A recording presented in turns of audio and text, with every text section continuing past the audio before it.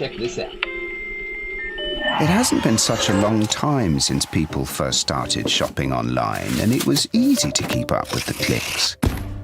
Little by little by little by more, the clicks added up to be more than the stores, and e-tailers worked harder than ever before because they had to keep up with the clicks. The clicks came from laptops, then tablets and phones, Monday through Sunday, office and home, 24 hours in every zone, and still they kept up with the clicks. Now shoppers ask more from the websites they're on, their language, their currency, their way, or they're gone, so you'd better keep up with the clicks. All of a sudden, there are so many must-dos if you want to keep selling, like delivery there, no there, or there. And make it tomorrow, first thing. No time for borders. Gotta stay in control to stay in the flow and continue to grow, but we'll help you. Keep up with the clicks.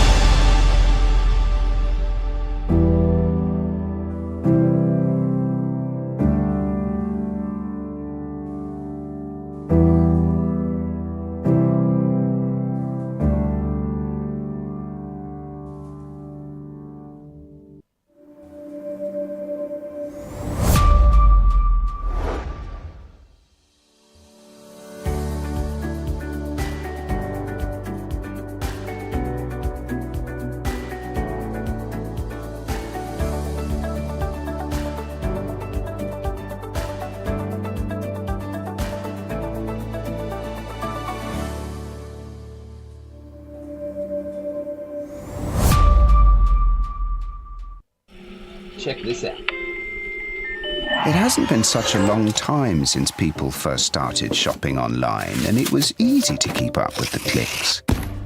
Little by little by little by more, the clicks added up to be more than the stores, and e-tailers worked harder than ever before because they had to keep up with the clicks.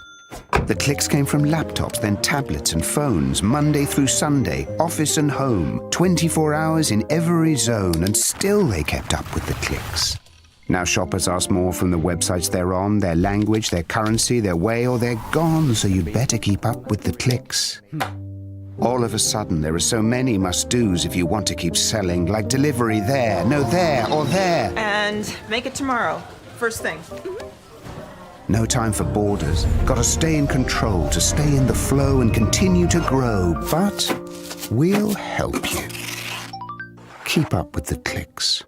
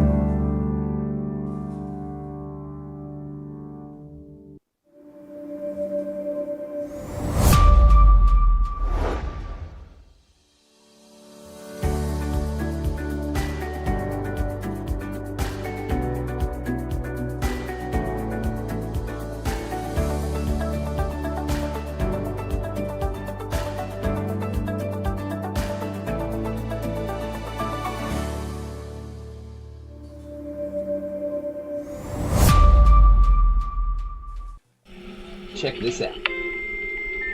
It hasn't been such a long time since people first started shopping online, and it was easy to keep up with the clicks. Little by little by little by more, the clicks added up to be more than the stores, and e-tailers worked harder than ever before because they had to keep up with the clicks. The clicks came from laptops, then tablets and phones, Monday through Sunday, office and home, 24 hours in every zone, and still they kept up with the clicks. Now shoppers ask more from the websites they're on, their language, their currency, their way, or they're gone, so you'd better keep up with the clicks. All of a sudden, there are so many must-dos if you want to keep selling, like delivery there, no there, or there. And make it tomorrow. First thing. No time for borders. Gotta stay in control to stay in the flow and continue to grow. But we'll help you. Keep up with the clicks.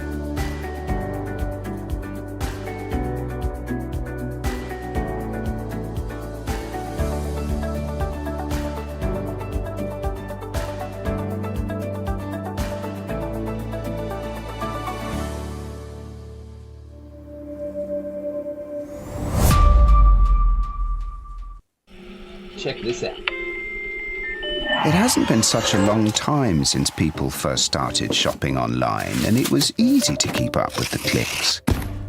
Little by little by little by more, the clicks added up to be more than the stores, and e-tailers worked harder than ever before because they had to keep up with the clicks. The clicks came from laptops, then tablets and phones, Monday through Sunday, office and home, 24 hours in every zone, and still they kept up with the clicks. Now shoppers ask more from the websites they're on, their language, their currency, their way, or they're gone, so you'd better keep up with the clicks. All of a sudden, there are so many must-dos if you want to keep selling, like delivery there, no there, or there. And make it tomorrow. First thing. No time for borders. Gotta stay in control to stay in the flow and continue to grow. But we'll help you. Keep up with the clicks.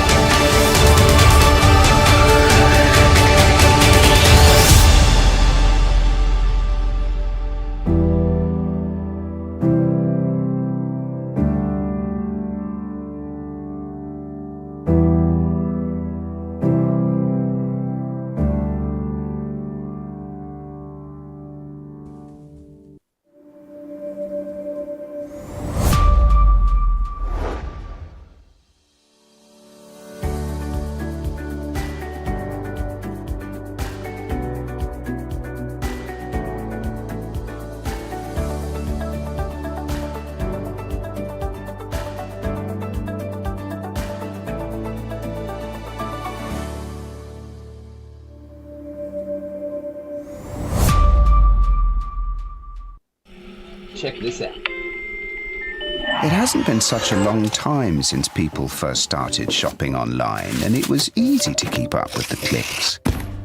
Little by little by little by more, the clicks added up to be more than the stores, and e-tailers worked harder than ever before because they had to keep up with the clicks. The clicks came from laptops, then tablets and phones, Monday through Sunday, office and home, 24 hours in every zone, and still they kept up with the clicks. Now shoppers ask more from the websites they're on, their language, their currency, their way, or they're gone, so you'd better keep up with the clicks. All of a sudden, there are so many must-dos if you want to keep selling, like delivery there, no there, or there. And make it tomorrow. First thing. No time for borders. Gotta stay in control to stay in the flow and continue to grow. But we'll help you. Keep up with the clicks.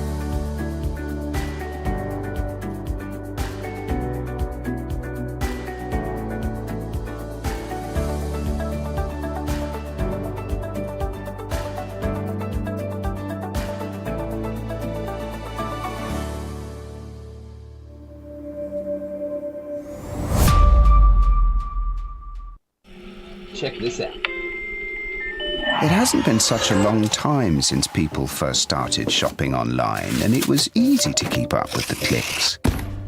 Little by little by little by more, the clicks added up to be more than the stores, and e-tailers worked harder than ever before because they had to keep up with the clicks.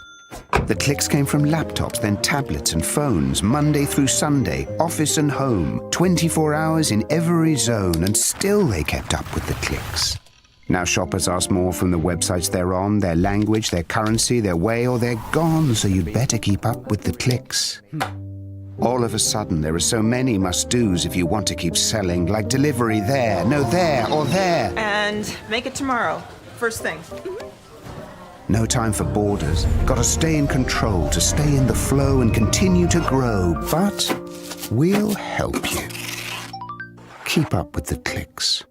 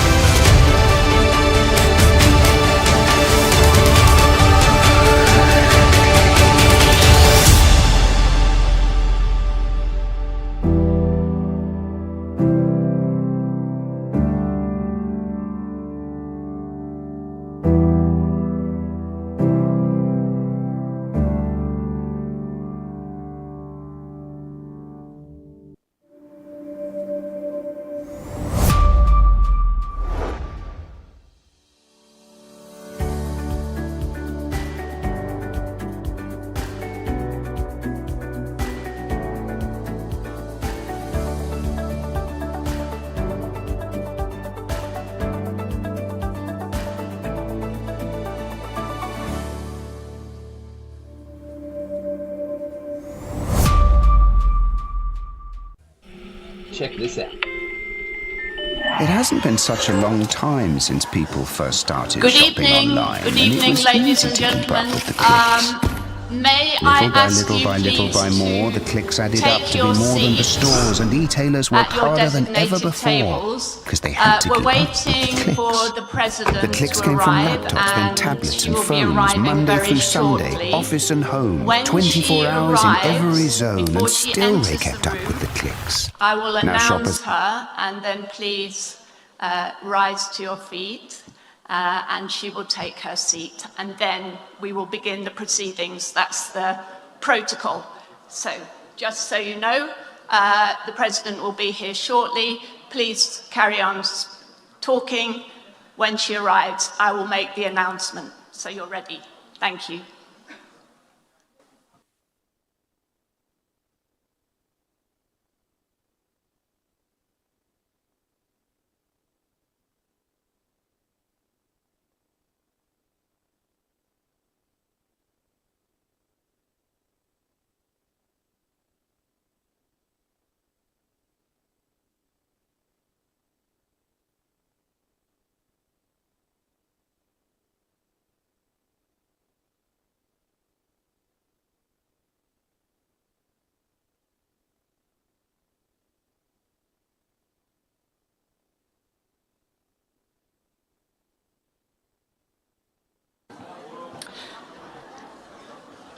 Ladies and gentlemen, our guest has arrived. Please let me introduce the President of Bulgaria, Ileana Yotova.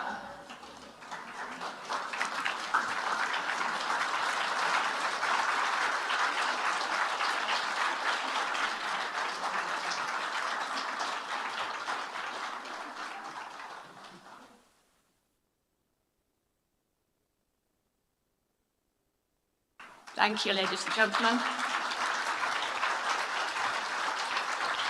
Welcome to the President of Bulgaria, Ileana Yotova. Welcome.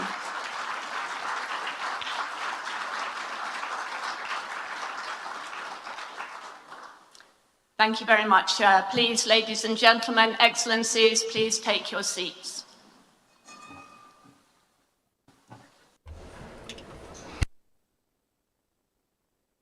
Excellencies, ladies and gentlemen, it's my great pleasure to welcome you to the World Ahead 2026 Sofia Gala dinner, brought to you by Economist Impact. The theme of our evening is Bulgaria in the Eurozone, charting new paths for the country and the region. My name's Joan Hoey. I'm Europe consultant at the Economist Group, and I am your compere and moderator for tonight.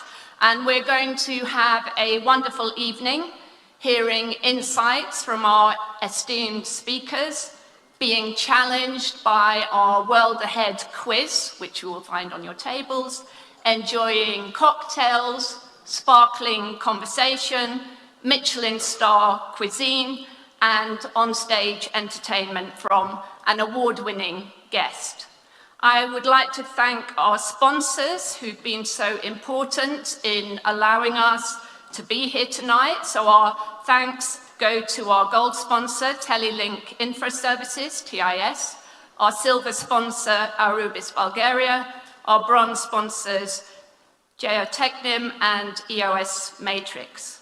Now, before we start the official proceedings with an address from the President of Bulgaria, I will spend 10 minutes or so giving the Economist outlook for Europe and the region, just to set the stage, so to speak.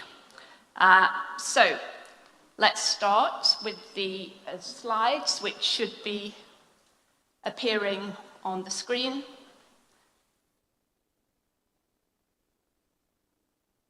Okay. Let's go to the next one. Right. So if you look at this, we're looking at big tectonic shifts taking place in the world, and primarily what we're talking about is geopolitical and geoeconomic developments that are confronting Europe with a set of major challenges. What we're seeing really is an intensification of great power competition, especially that between the US and China, together with major shifts taking place in the energy and tech spheres. And all these things have exposed Europe's weaknesses on several fronts. First of all, these shifts are eroding old alliances and raising questions about Europe's economic, political, and military standing and role in the world. To be more precise, they are exposing Europe's lack of economic and technological competitiveness, the lack of strategic autonomy, and an inability to guarantee its own security. We'll go to the next slide.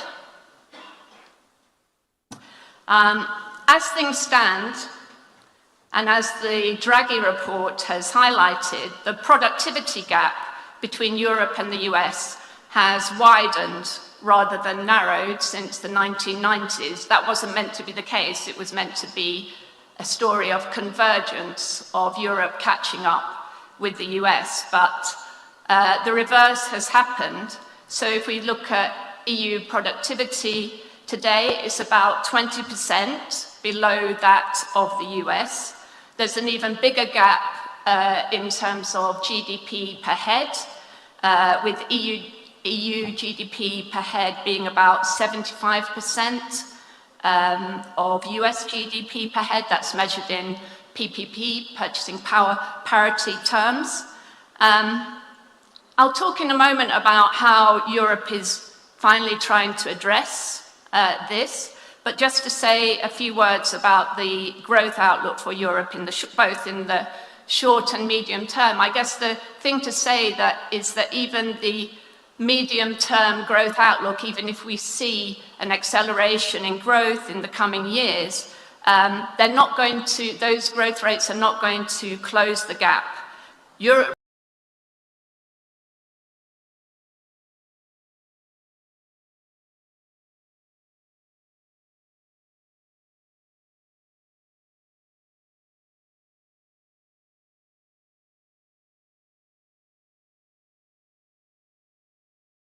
And that's in large part because of these rapid changes in US trade policy. We've seen this US-China trade war raising uncertainty, damaging business and consumer sentiment, and weighing on investment. Growth in Western Europe is going to be weaker than in Southern Europe. So actually the Southern European economies, which fared very badly after the global financial crisis, are now actually outperforming the leading European economies. I'm talking about Greece and Spain and Portugal, Ireland, of course. Not in Southern Europe, but part of that group, obviously, that suffered in the aftermath of the global financial crisis. And if we look at Central and Eastern Europe and Southeast Europe, this region, growth has been outperforming the Eurozone or the EU average now for some years, and will continue to do so over the medium term. And, amongst those, Bulgaria was one of the top performing economies in terms of growth in 2025. We haven't got the final figures, but it's well above 3% real GDP growth.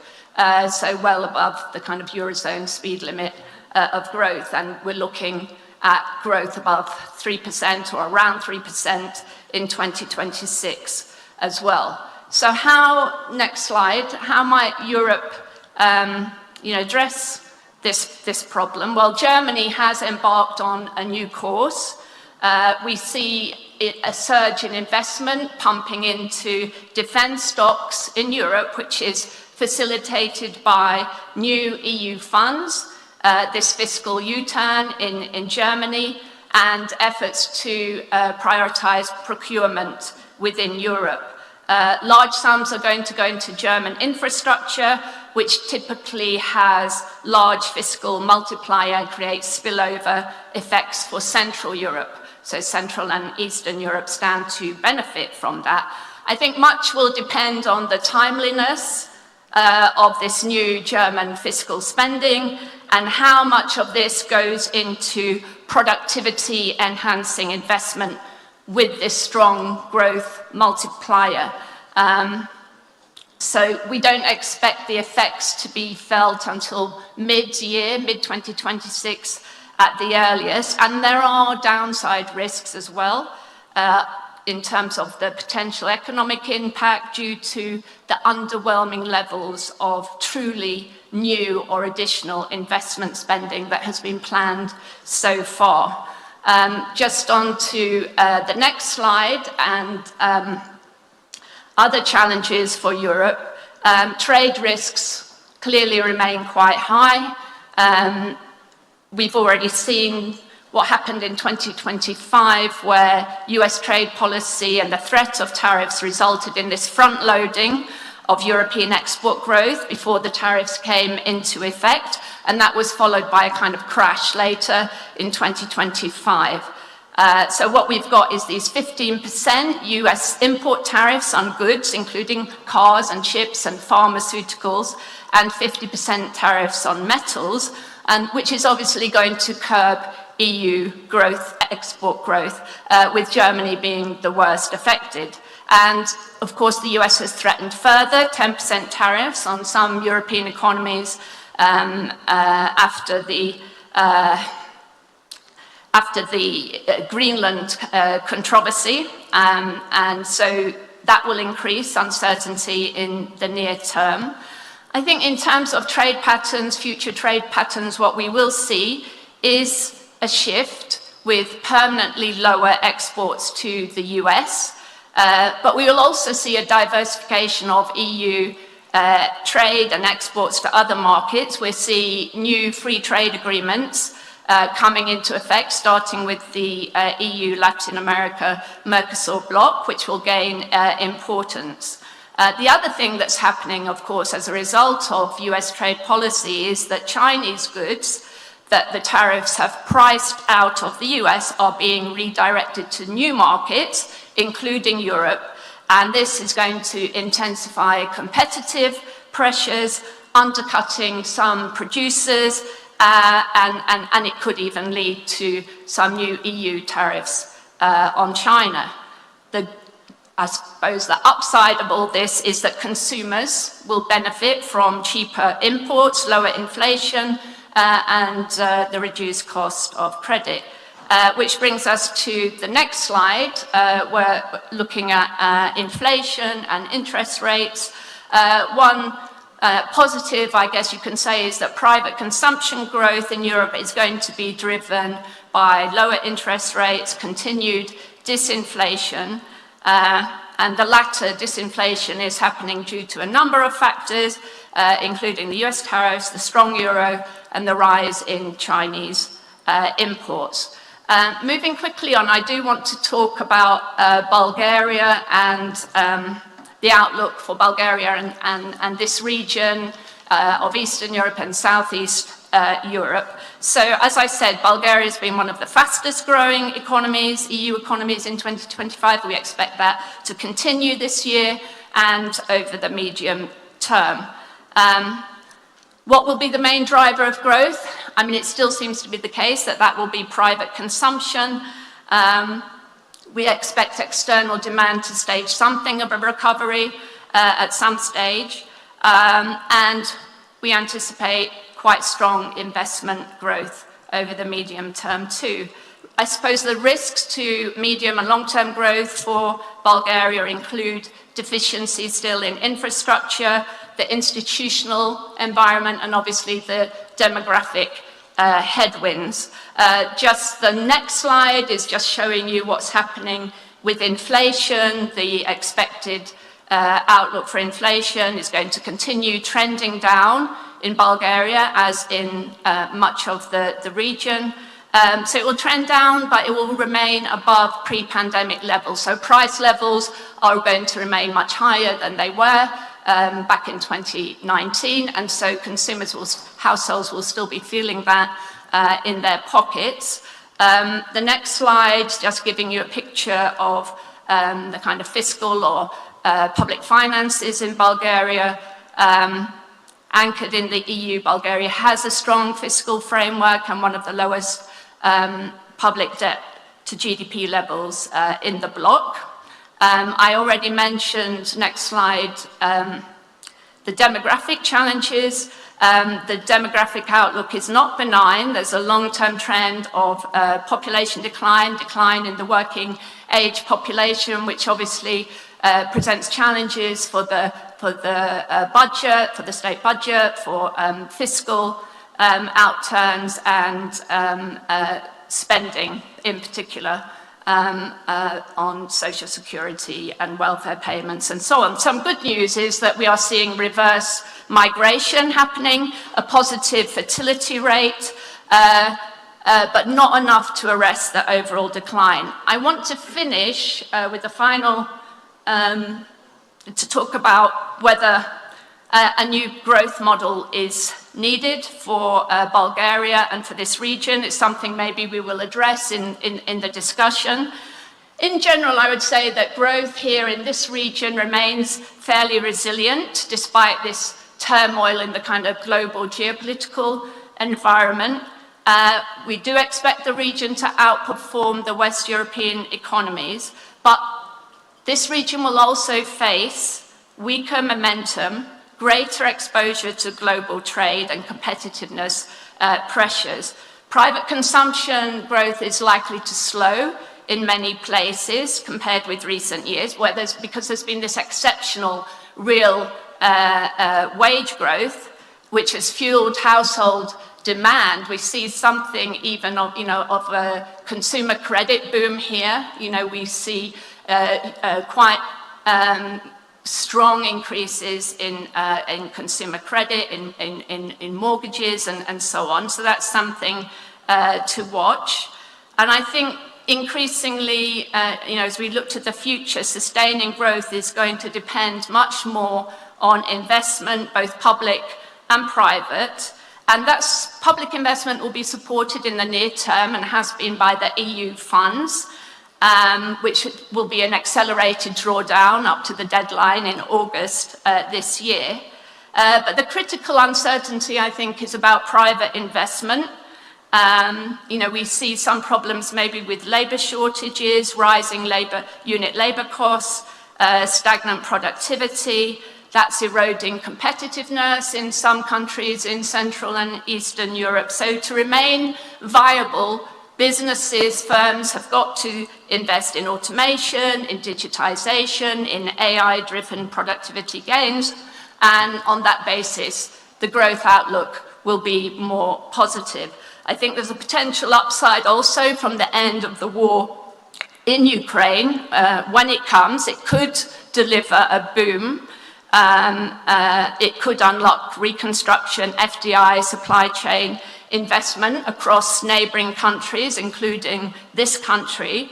But I think in future, when we're looking from Sofia and this region at where growth is going to come from, what it will be Bulgaria's role within the division of labour in Europe. When we're looking at future EU funding, it's going to be much more about, not about convergence, it's going to be about a strategic alignment, governance, security priorities. And countries that have strong institutions that are closely aligned with EU objectives will be best placed to benefit. So I think for businesses, the message is clear that the old growth model really is not sustainable over the medium term. Competitiveness is going to hinge on productivity, enhancing investment. And I think that means for policymakers, the task is to encourage private investment, FDI inflows, safeguard fiscal credibility, and ensure that defence and EU funds support long-term growth. So overall, I think the outlook potentially is very favourable for this region. But, success is not guaranteed. The next growth phase has got to be investment-led, productivity-driven, and far more sensitive to policy choices and geopolitical outcomes. And I'm going to end it there. I hope I've given you a kind of brief overview of how we see things in the region. And without further ado, I would like to invite the President of Bulgaria, Ileana Yotova, to come and give her keynote opening address to this esteemed gathering. Welcome.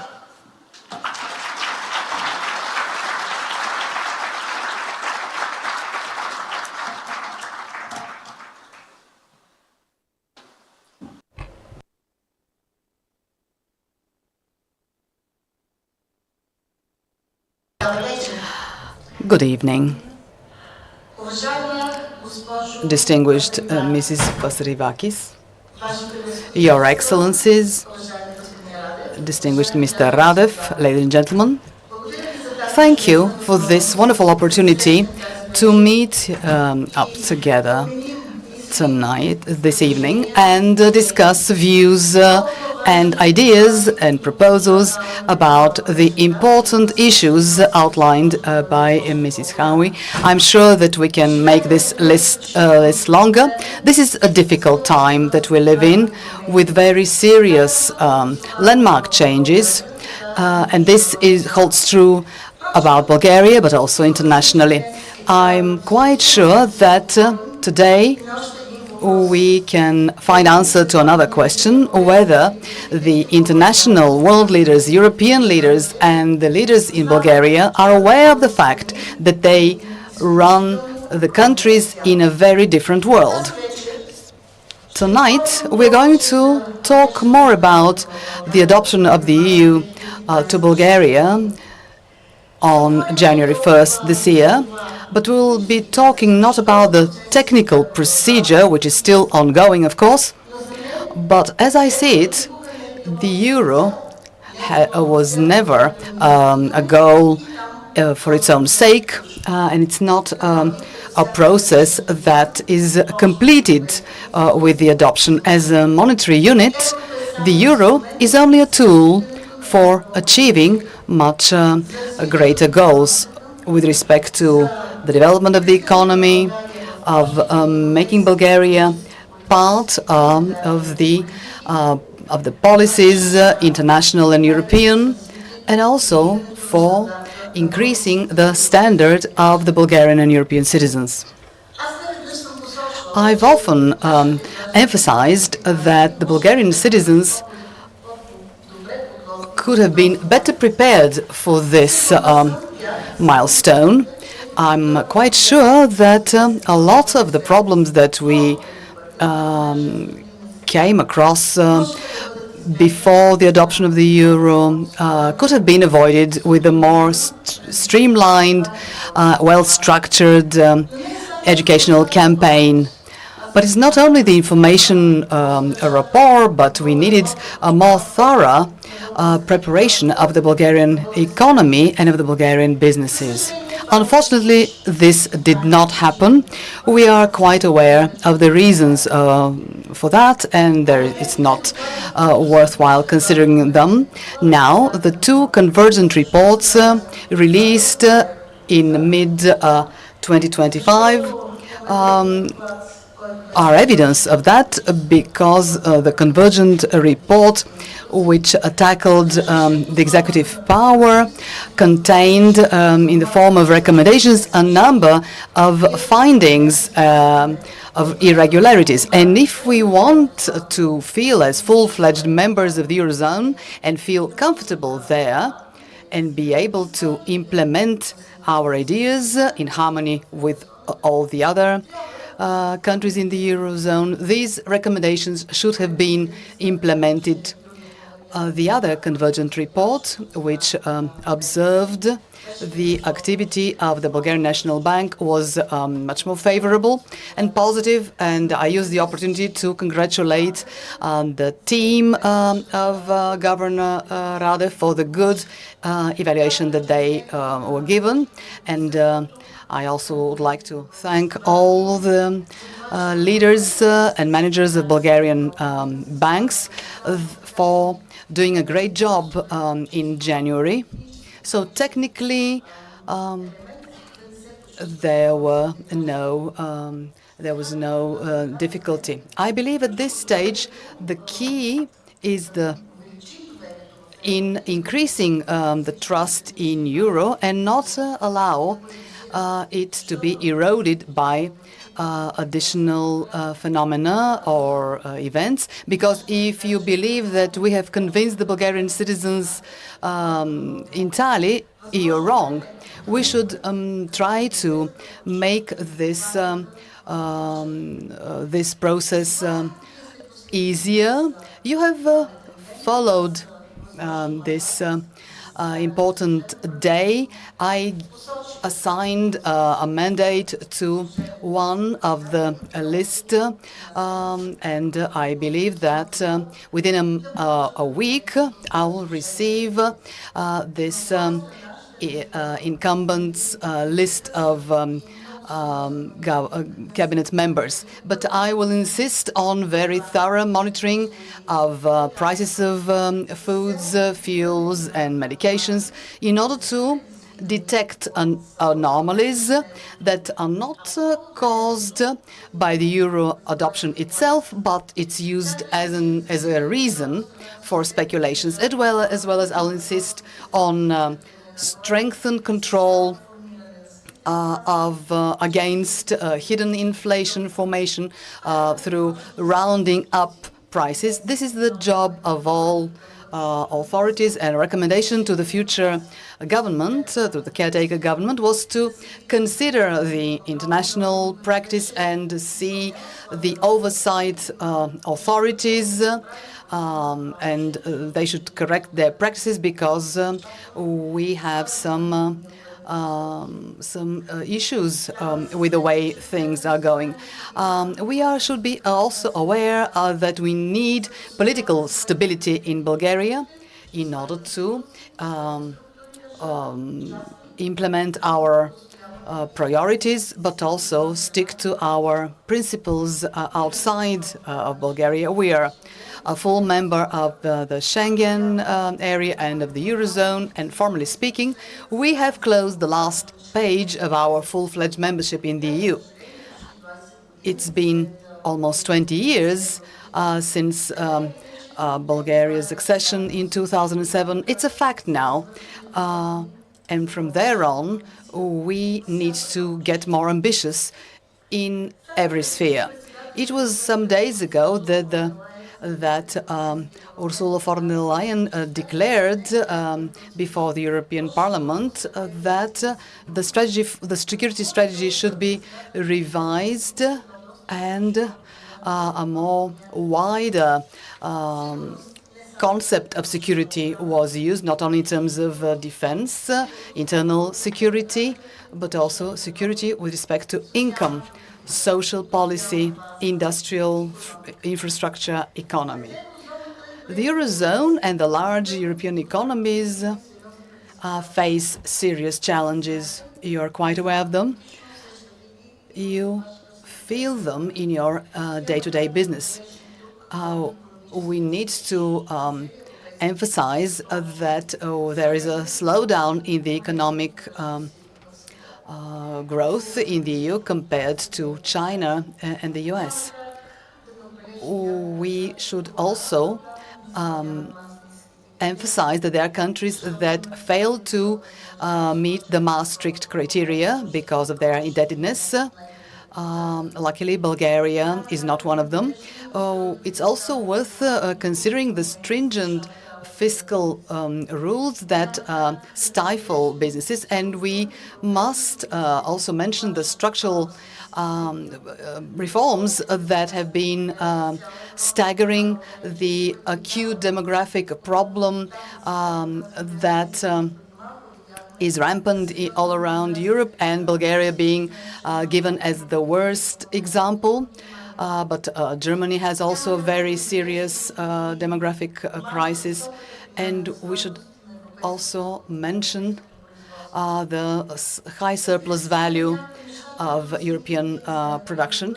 There are things that we failed to do in the US. ourselves, we like to talk about a single market, but if we are to respond to the question whether we have built the single market, and if we are satisfied with it, I'm afraid the answer is no. I am in favor of the idea of deeper economic integration within the EU, including strengthening the Eurozone and of the single market, of making the single market in a more unified and efficient system rather than a mechanical, mathematical sum total of the markets of the 27 member states. There's a lot to be desired with respect to strengthening competitiveness in the energy sector, connectivity, fiscal markets, and setting up joint manufacturing production with higher surplus value. And the European economies are lagging behind, and I can't find a champion among them. And now let me digress here.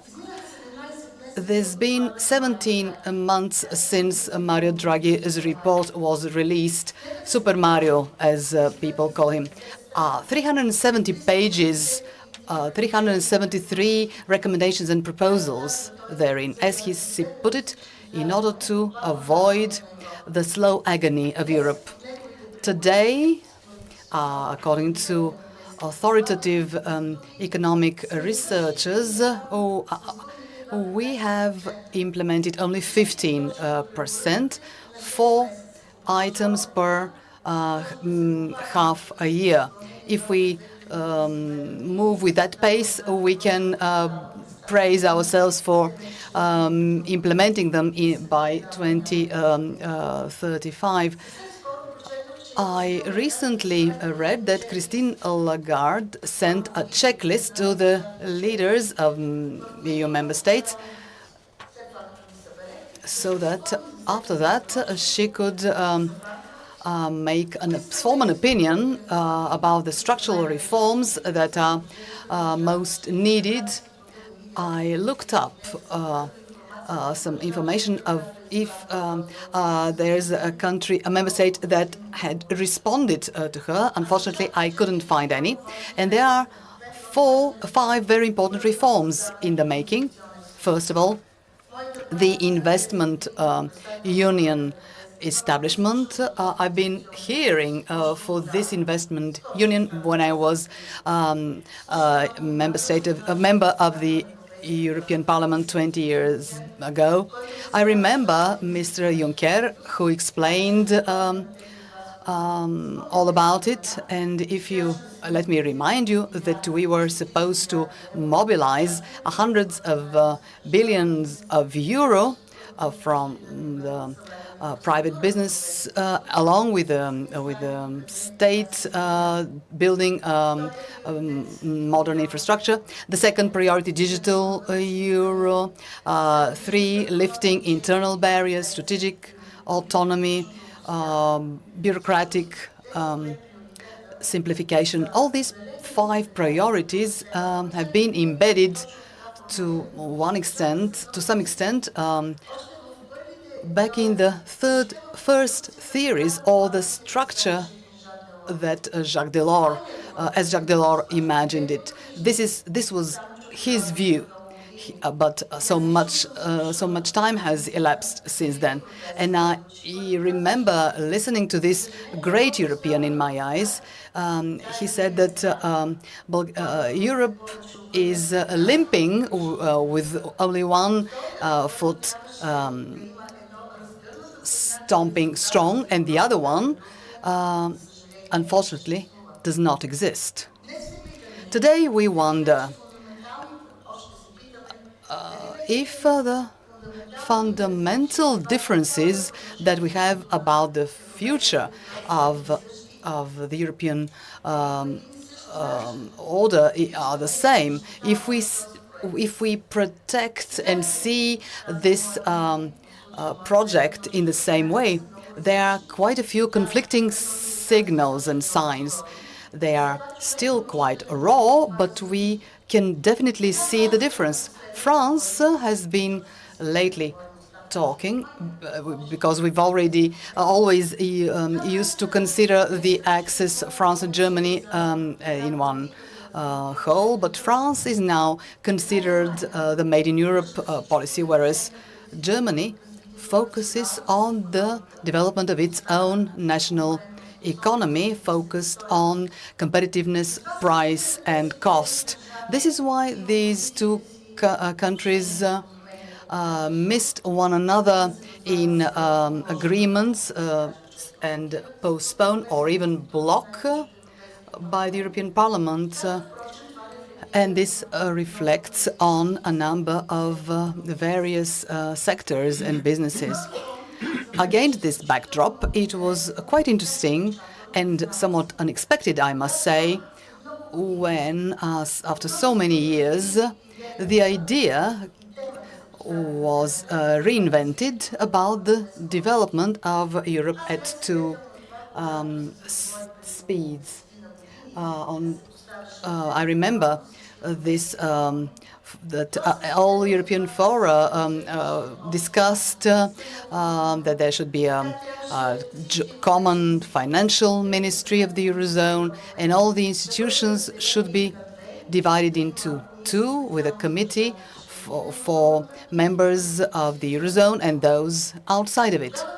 Back then, these ideas were rejected. You remember a document that is somewhat forgotten, the White Book of Juncker, and several findings were made, and it was decided that it was not a good idea to talk about division in Europe and various axes. If we try to answer this question, we may wonder why it is now, when we have so many conflicts and insecurity, this topic is put to the table again. What is the reason? What is the goal?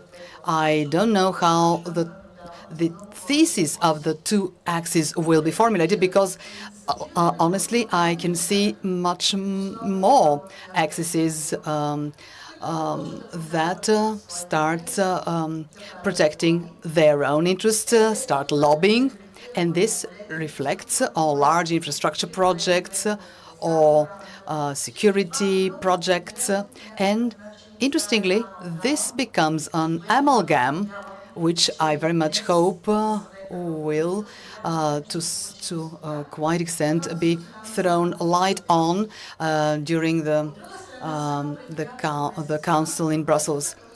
On the other hand, it was some months ago where the European Commission proposed the draft financial framework. It's the first one of its kind, with a totally turned around philosophy, structure-wise, the operational programs, the concentration of fundraising, and the plans for resilience, which was an additional fund of 800 billion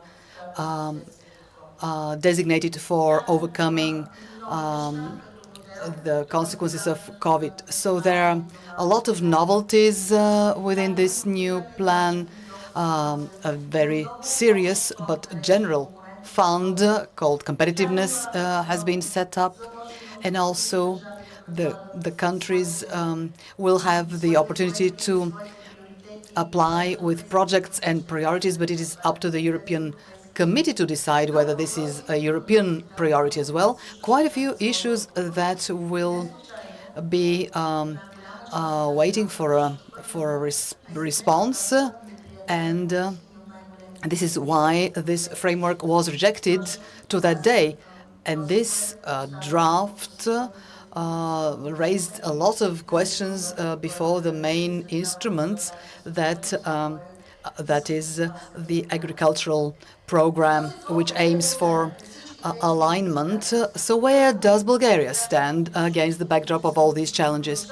My personal view is that I will continue to be very much against Europe developing at two speeds, the fast track and the slow track Europe, because we know that Europe is built on specific achievements of unity and togetherness, the idea of dividing into axes might be very costly. It might be the beginning of the end of the European structure.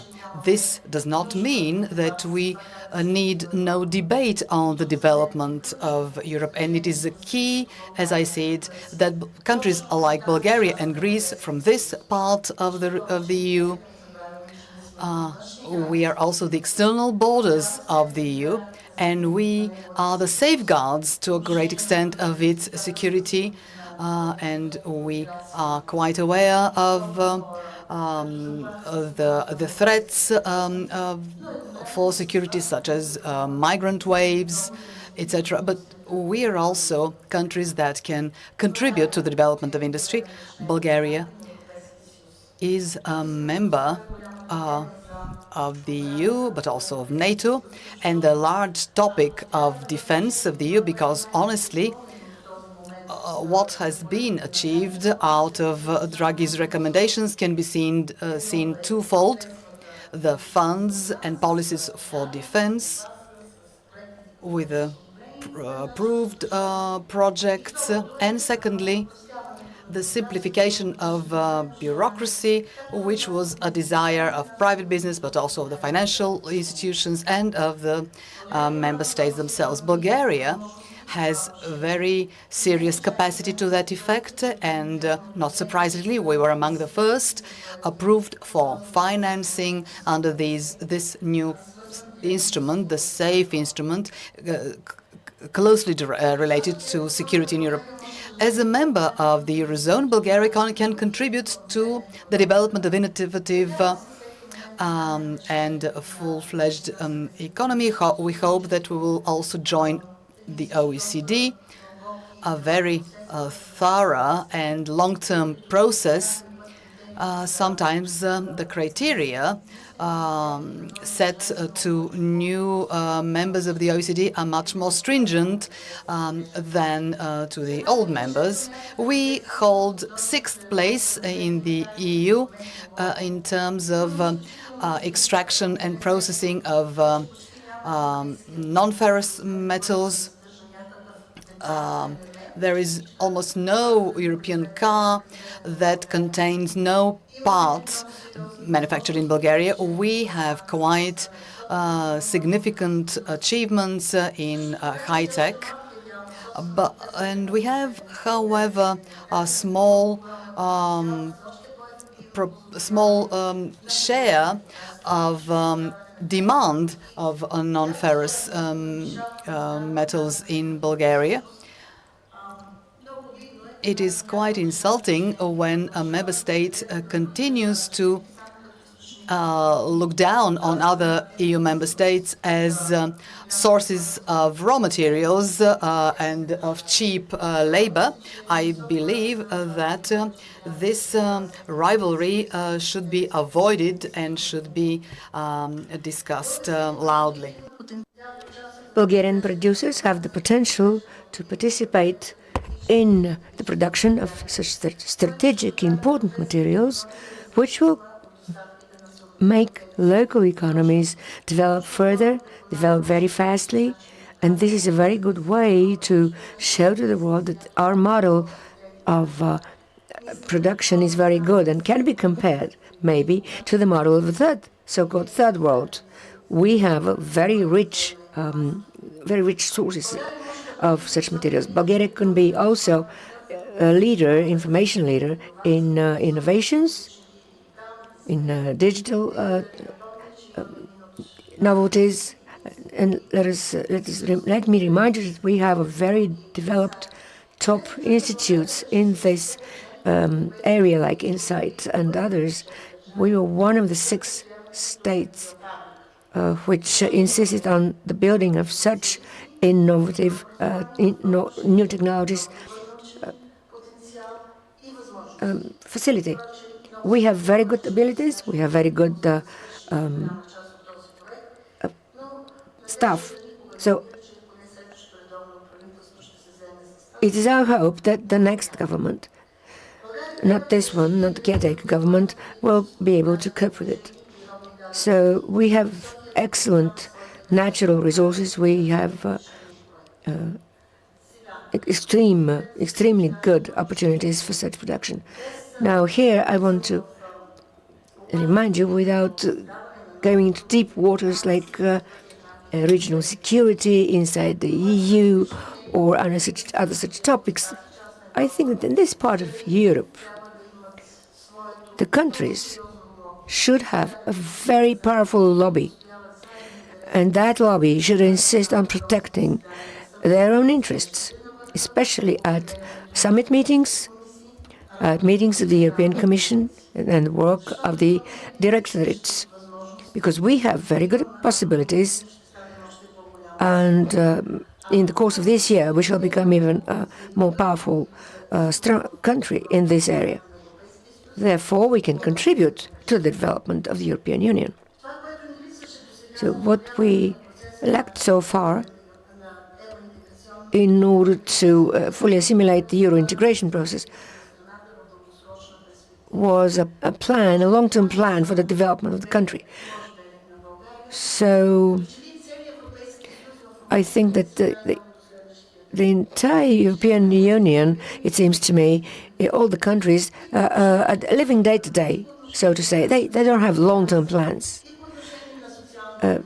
concerning industrial policies, concerning social policies, concerning the educational, everything.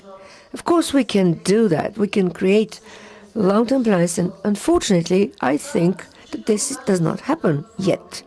Forums like this one are very important in order to exchange opinion, in order to exchange ideas and visions as to what do we have on hand, what could we do, at least this year and for the immediate future.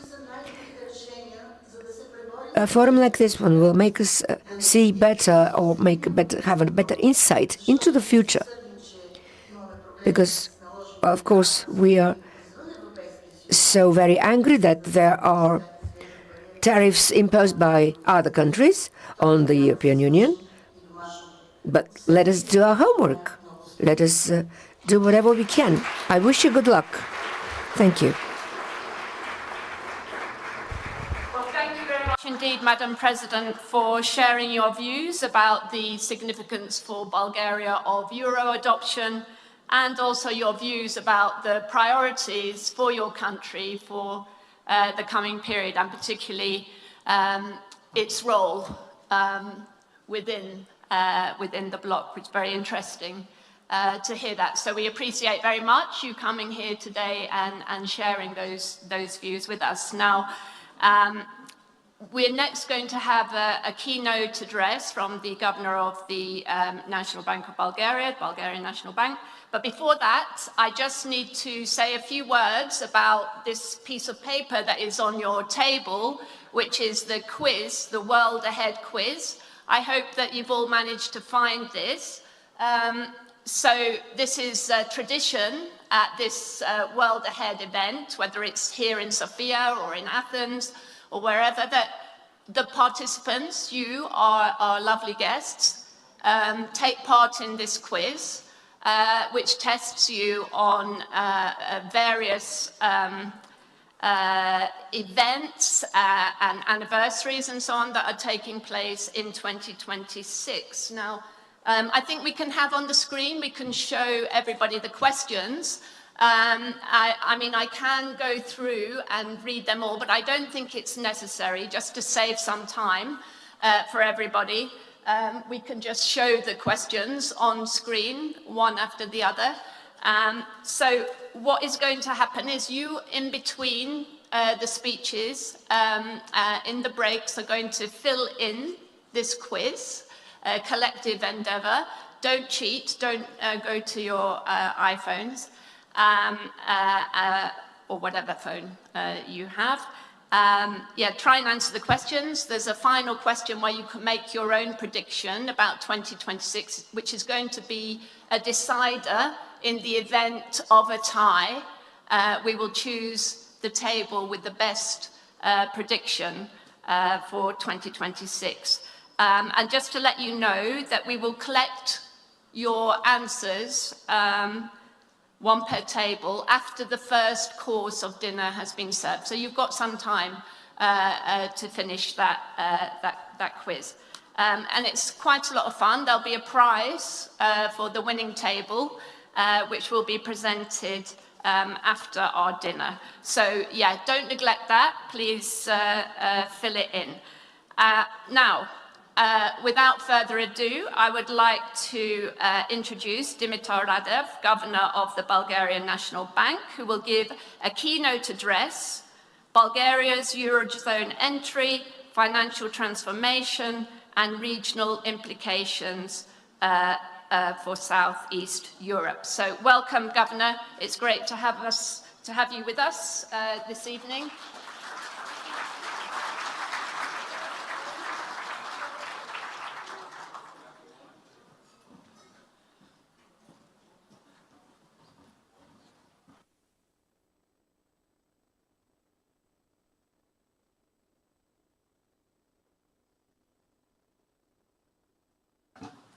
It's okay now? Yeah. Уважаема госпожо президент. Dear Mr. President, Mrs. President, dear guests, dear participants, let me start with thanks. I thank the organizers for the invitation. For me, it is a pleasure to participate in this conversation, which has great importance for Bulgaria and for Europe. Special gratitude to President Yotova for her participating here, and also for the fact that she outlined the main borders, so to say, of the discussion which we will have tonight. Let me tell you how we see the fiscal framework.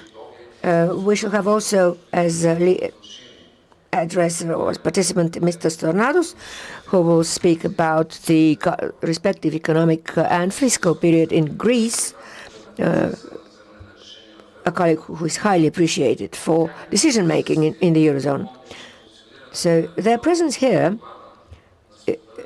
is reminded us that decision-making in the Union, in the Eurozone, is based on mutual understanding and collective decision-making. And of course, this is important for a collective debate of important issues. Recently, the number of Bulgarian experts who operate in different European institutions, particularly in the ECB, has been growing. They participate very rarely in public conversations in this country, but they follow with interest the processes in Europe. And of course, this is indicative of the way in which Bulgaria is really deeply integrated institutionally and otherwise in the processes. Let me switch into English. Only a relatively short period has passed since Bulgaria joined the euro area. This moment has a symbolic dimension. Its real significance, however, is primarily institutional. The accession process has formally concluded. From this point onward, the emphasis shifts from preparation to implementation and from intentions to outcomes. Bulgaria's membership of the euro area is the result of a long process based on consistency and discipline. For nearly 3 decades, the country operated under a currency board arrangement, initially anchored to the Deutsche Mark and subsequently to the euro. This framework ensured price stability, imposed fiscal discipline, and served as a monetary anchor. From a practical perspective, monetary conditions in Bulgaria had been closely aligned with those in the euro area long before formal membership. What has changed is not the logic of monetary policy, but the institutional position. Today, Bulgaria participates directly in the formulation of the common monetary policy, including in assessments of inflation, economic activity, financial conditions, and risks from the euro area as a whole. This transition from automatic alignment to shared decision-making represents the core economic meaning of euro adoption from Bulgaria's perspective. It combines greater influence with a higher degree of responsibility. The transition to the euro has not only institutional, but also a clearly defined operational dimension. The data available so far do not indicate deviations from what was expected. The withdrawal of left banknotes and coins proceeded without disruption. At present, close to 85% of lefts in circulation have already been withdrawn.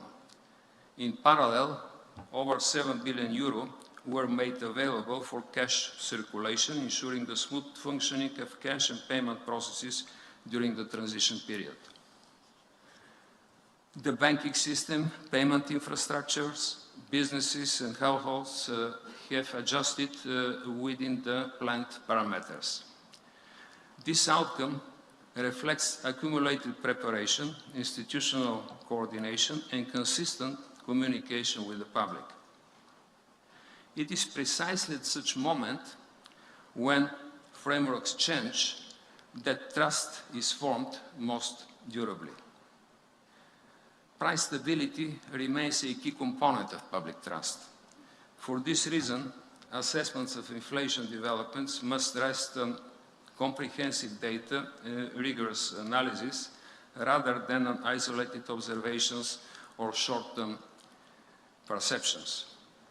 According to the flash estimates published by the National Statistical Institute and Eurostat, based on the harmonized index of consumer prices, annual inflation in Bulgaria in January stood at around 2.3%, broadly in line with price developments in the euro area. At the aggregate level, the adoption of the euro has not resulted in material additional inflationary effects in the first month of the year. Preliminary analysis conducted by experts from the European Central Bank and the Bulgarian National Bank indicates that the currency changeover was associated with a limited and temporary price effect of around 0.4 percentage points on a monthly inflation in January.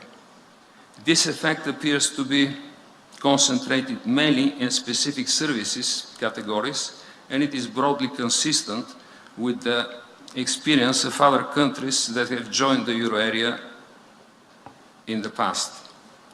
From a monetary policy perspective, these developments are within prior expectations. Even under the currency board arrangement, inflation dynamics in Bulgaria have historically been closely linked to those in the euro area, with temporary deviations reflecting structural characteristics of the domestic economy. It is therefore essential to distinguish clearly between short-term changeover related effects and longer-term processes of price convergence. As incomes rise, certain domestic prices, particularly in services, tend to increase at a faster pace than the euro area average. This is a well-established feature of real convergence, reflecting productivity catch-up, wage dynamics, and changes in consumption patterns. The relevant question is not whether relative prices adjust, they inevitably do, but whether this adjustment proceeds in an orderly manner and is driven by market forces. Price developments should be consistent with underlying macroeconomic fundamentals and take place within an environment characterized by strong competition and effective public institutions. In this context, sustaining price stability is not the sole responsibility of monetary policy. It also depends critically on the quality of the institutional framework and on the consistency, credibility, and predictability of economic policies over time. Bulgaria joins the euro area in the environment characterized by heightened geopolitical, financial, and structural uncertainty. In this context, euro area monetary policy remains oriented toward price stability, data dependence, and careful calibration. Recent decisions reflect this framework, remaining focused on the medium-term inflation objective while taking incoming information into account. For Bulgaria, participation in this collective process strengthens expectations and contributes to a higher degree of confidence in the monetary framework. At the same time, it is important to clearly delineate the role of the euro with respect to domestic economic developments. The euro implies a common monetary policy. It does not, however, remove responsibility at the national level in other key areas of economic policy. Fiscal prudence, effective supervision, and institutional discipline, essential under the currency vault regime, remain equally relevant today. What euro area membership adds is participation in decision-making, access to common protective mechanisms, and deeper institutional integration. In Bulgaria's public discourse, Europe and corruption are often treated as separate issues. From an institutional perspective, this separation is artificial. Corruption is frequently interpreted in moral terms. From an economic and institutional standpoint, it is a problem of efficiency and trust. Where trust is undermined, the benefits of euro area membership cannot be fully realized. At the same time, anti-corruption efforts that are not embedded in a stable institutional framework rarely have lasting effects. European rules and mechanisms contribute to the predictability of processes, including during periods of domestic political instability. In this sense, pro-European orientation and effective governance are not alternatives, but mutually reinforcing elements. In today's global environment, stability itself has become a strategic resource.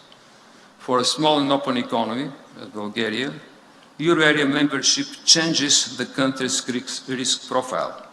It reduces currency-related uncertainty, deepens financial integration, and embeds the economy within established frameworks for supervision and crisis management. Over the long term, this typically leads to lower risk premium and more favorable financing conditions, provided that policies remain consistent. Bulgaria euro area membership also has a regional dimension. Southeastern Europe remains heterogeneous in its economic and institutional structures, yet the degree of interconnection is increasing. Bulgaria's experience illustrates one possible path of convergence based on institutional discipline and long-term commitment. Euro adoption should not create new dividing lines. If managed appropriately, it can contribute to greater resilience and deeper integration across the region. The concept of sovereignty is often interpreted in symbolic terms. In today's economic environment, sovereignty is increasingly measured by the ability of institutions to take decisions that are predictable, reliable, and sustainable over time.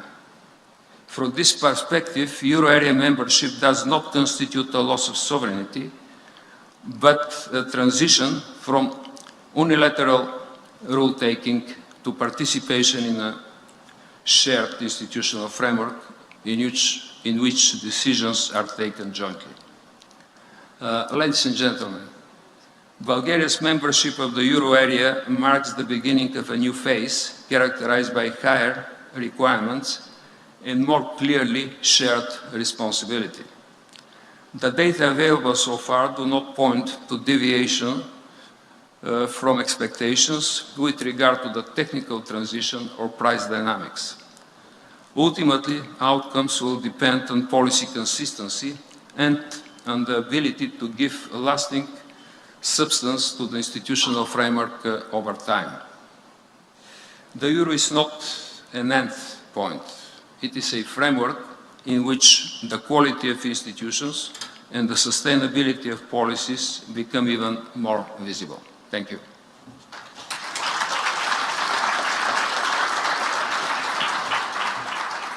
Thank you very much indeed, Governor, and congratulations. And you've opened up the discussion very well for our next speaker, I think, where we're going to widen the lens a little bit. So it's my pleasure to welcome the Governor of the Bank of Greece, Yannis Vanaras, to join me now on the stage. And the Governor will give some opening remarks, and then we'll have a Q&A.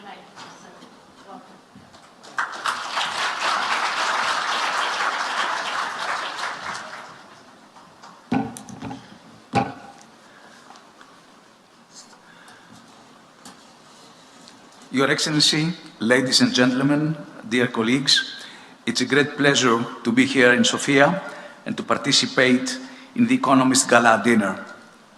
To begin, I want to add my voice to the many that have welcomed Bulgaria into the euro area. The adoption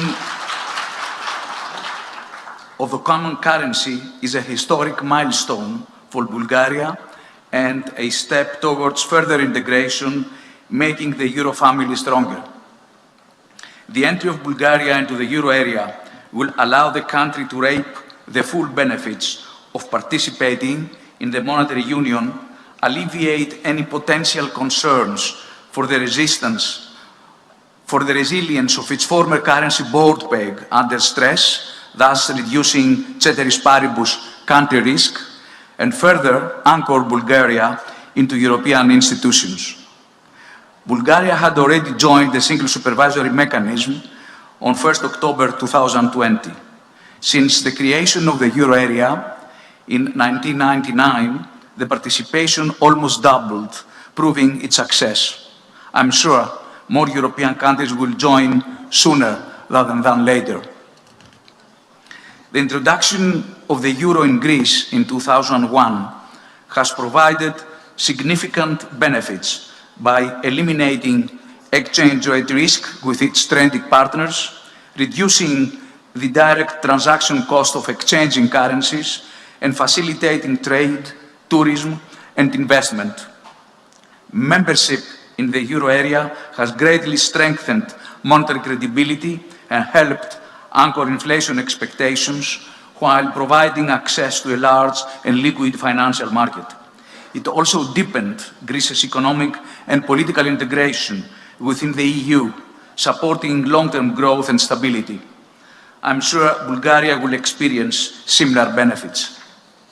Nonetheless, Greece's participation in the euro area did not come without setbacks and policy mistakes.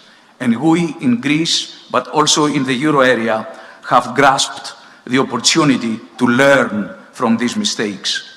This is why my remarks today will focus on the need to maintain a prudent fiscal policy, prudent wage and price formation, strong institutions, structural reforms, and, of course, a strong banking supervision. These are required for a successful participation in a common currency in the context of an ever-deepening integration among member states.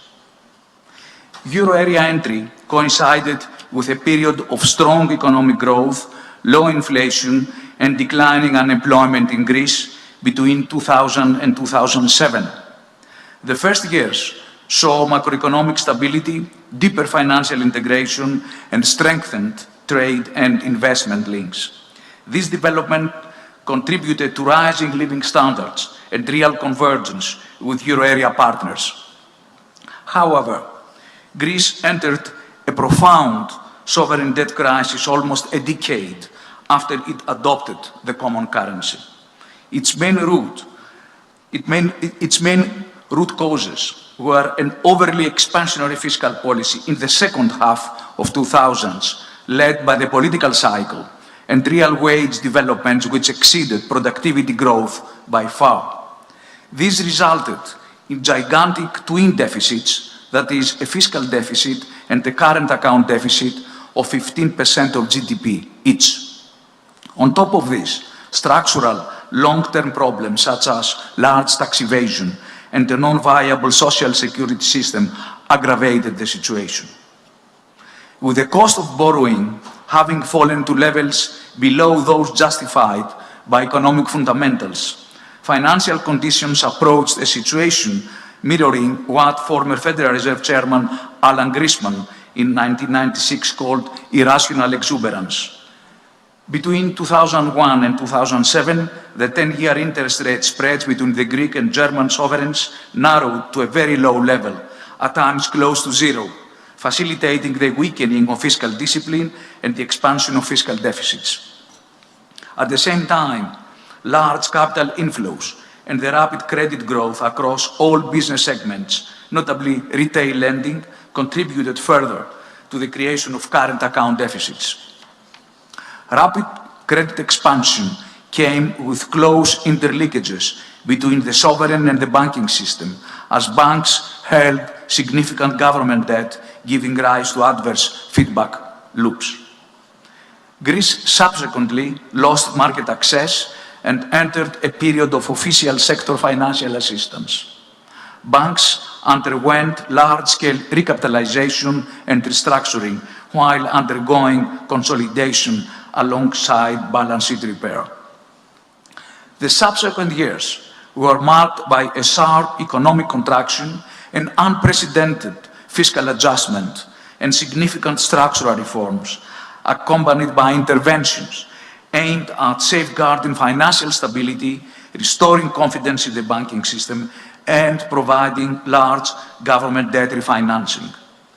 Extensive mergers and liquidations reduced the banking system from almost 20 banks to 4 systemic banks, controlling over 95% of the market.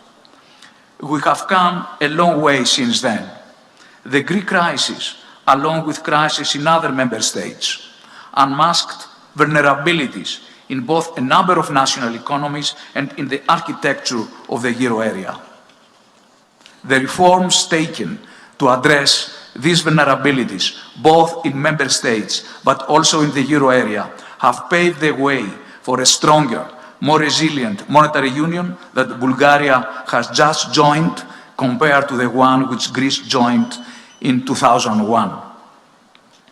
Central to the reconstruction of the euro's architecture has been the creation of the banking union.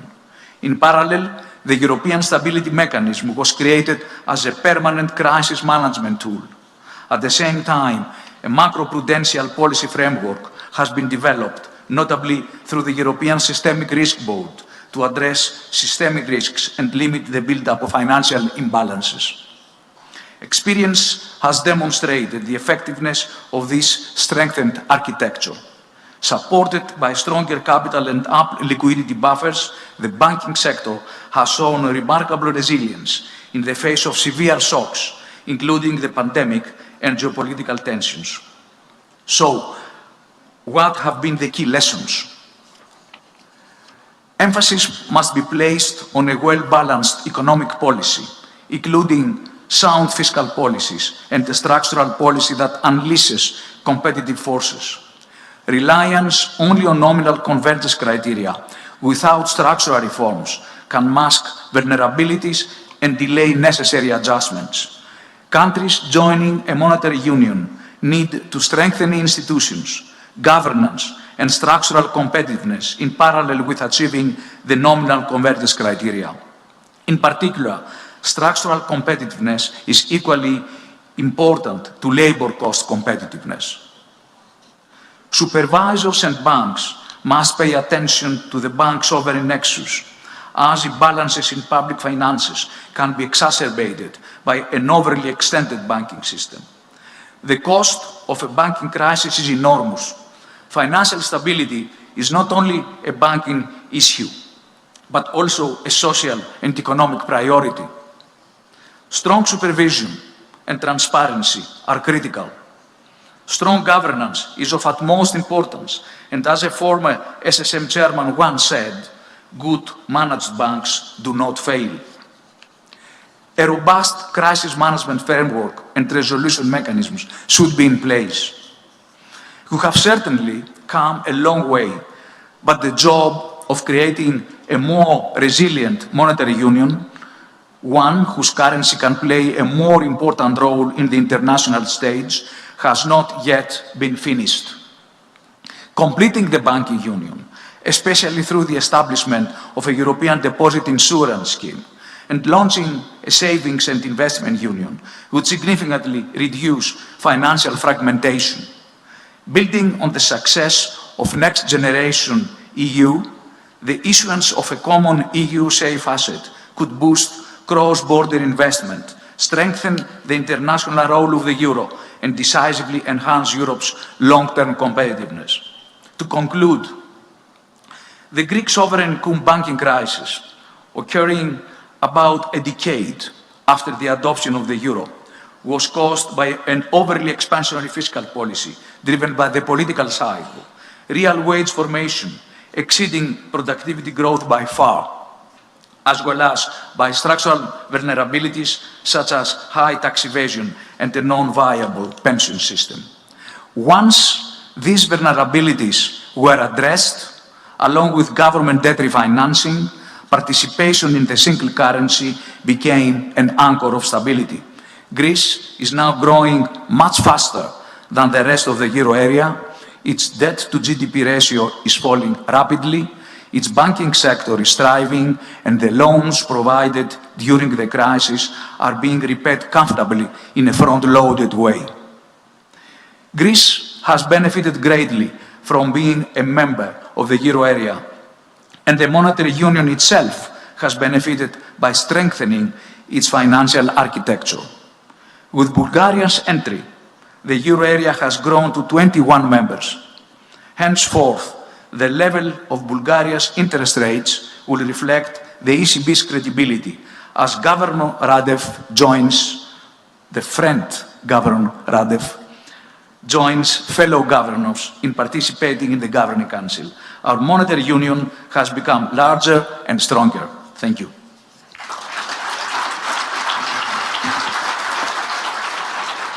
Thank you, Governor. Do you want to join me here? Thanks.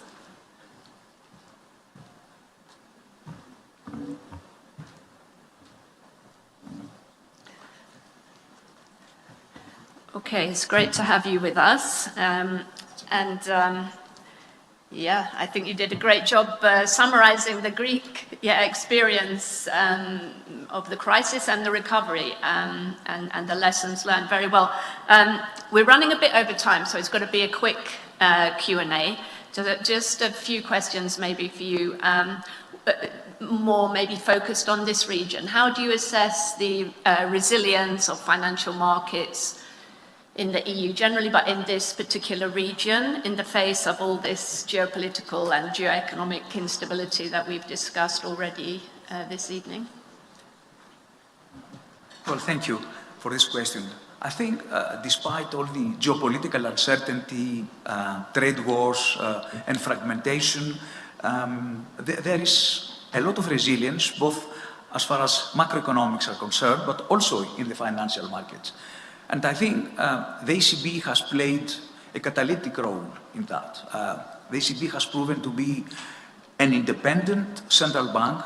No one, as you know, can dictate policies to the ECB, but also has shown flexibility, optionality, realism.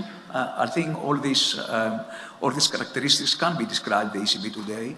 So it has achieved a soft landing after a series of supply-side shocks, where monetary policy, as you know, is very difficult to tackle, but taking all the policies, optionalities we have, and the innovation in monetary policy with conventional and non-conventional measures, but mostly on the credibility of our medium-term target, I think that's why markets now, financial markets, has shown that kind of resilience all over Europe and especially in Southern Europe. Mm-hmm.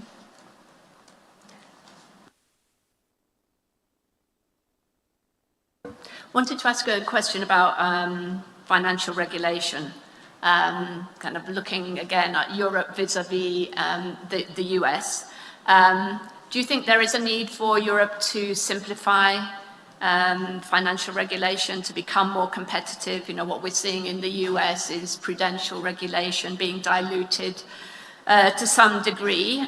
Do you think that could be catching? Do you think this could possibly lead to backsliding in the EU, for example, regarding implementation of Basel rules, given that European banks are struggling to compete with their US counterparts, which enjoy this regulatory advantage already? So do you see any risks of that happening? As you know, there have been two reports, one by the ECB, Governing Council, the other by the SSM, looking at how we can simplify, we can reduce bureaucracy, we can achieve more efficiency, we can streamline procedures, level playing field, but not to reduce capital.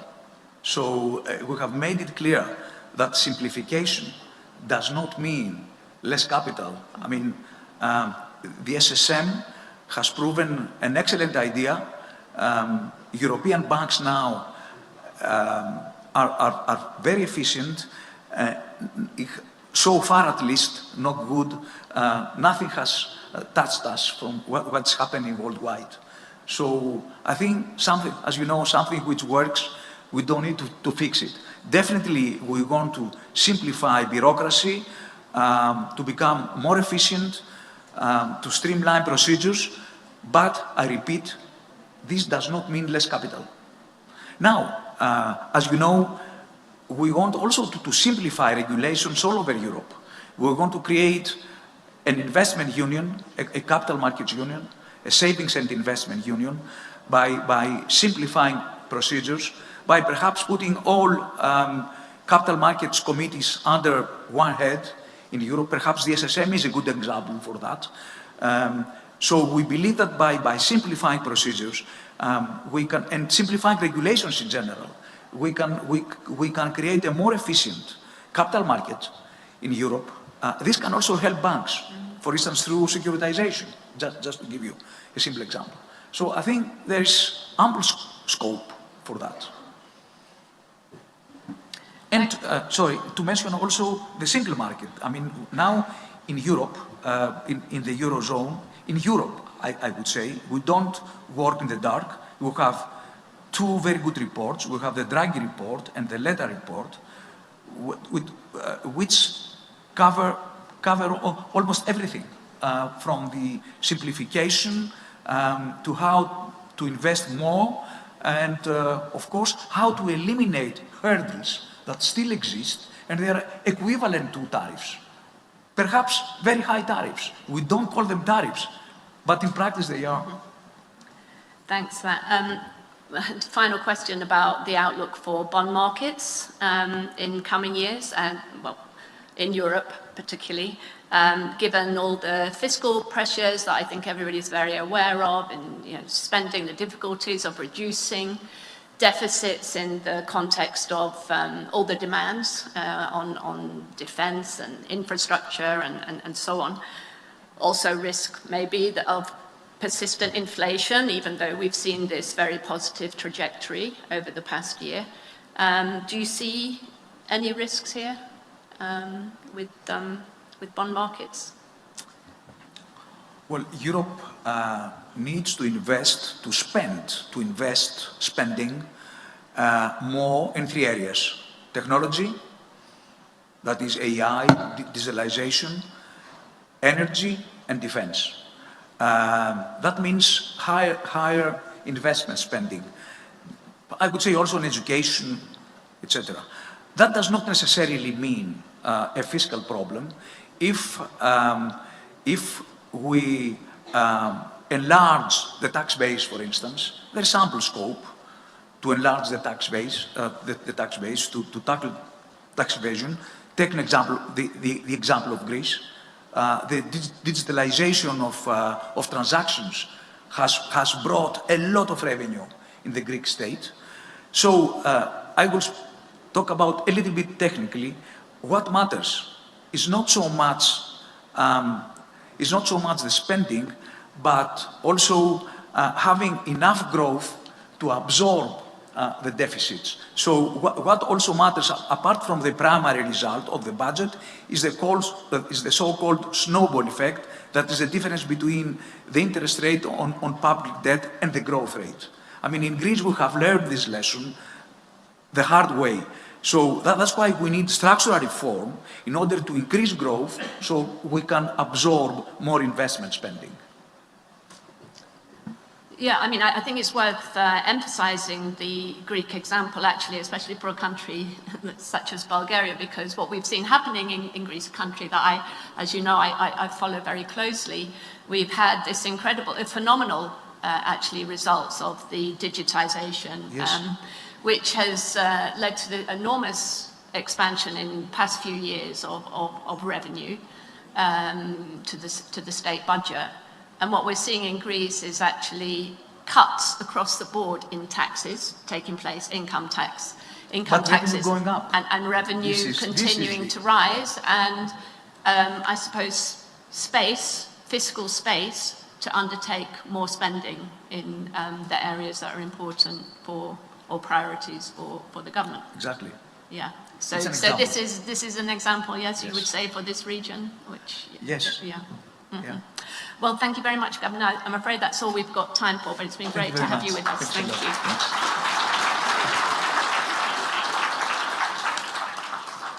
Yes, we have to move on because we've got a very tight program here, and we don't want to keep you from cocktails and dinner and so on either.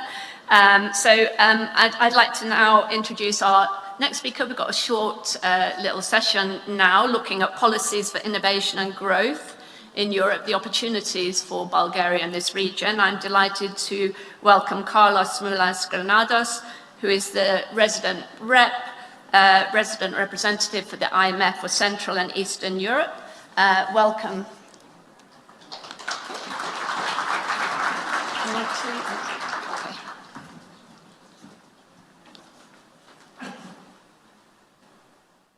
Hello, everyone.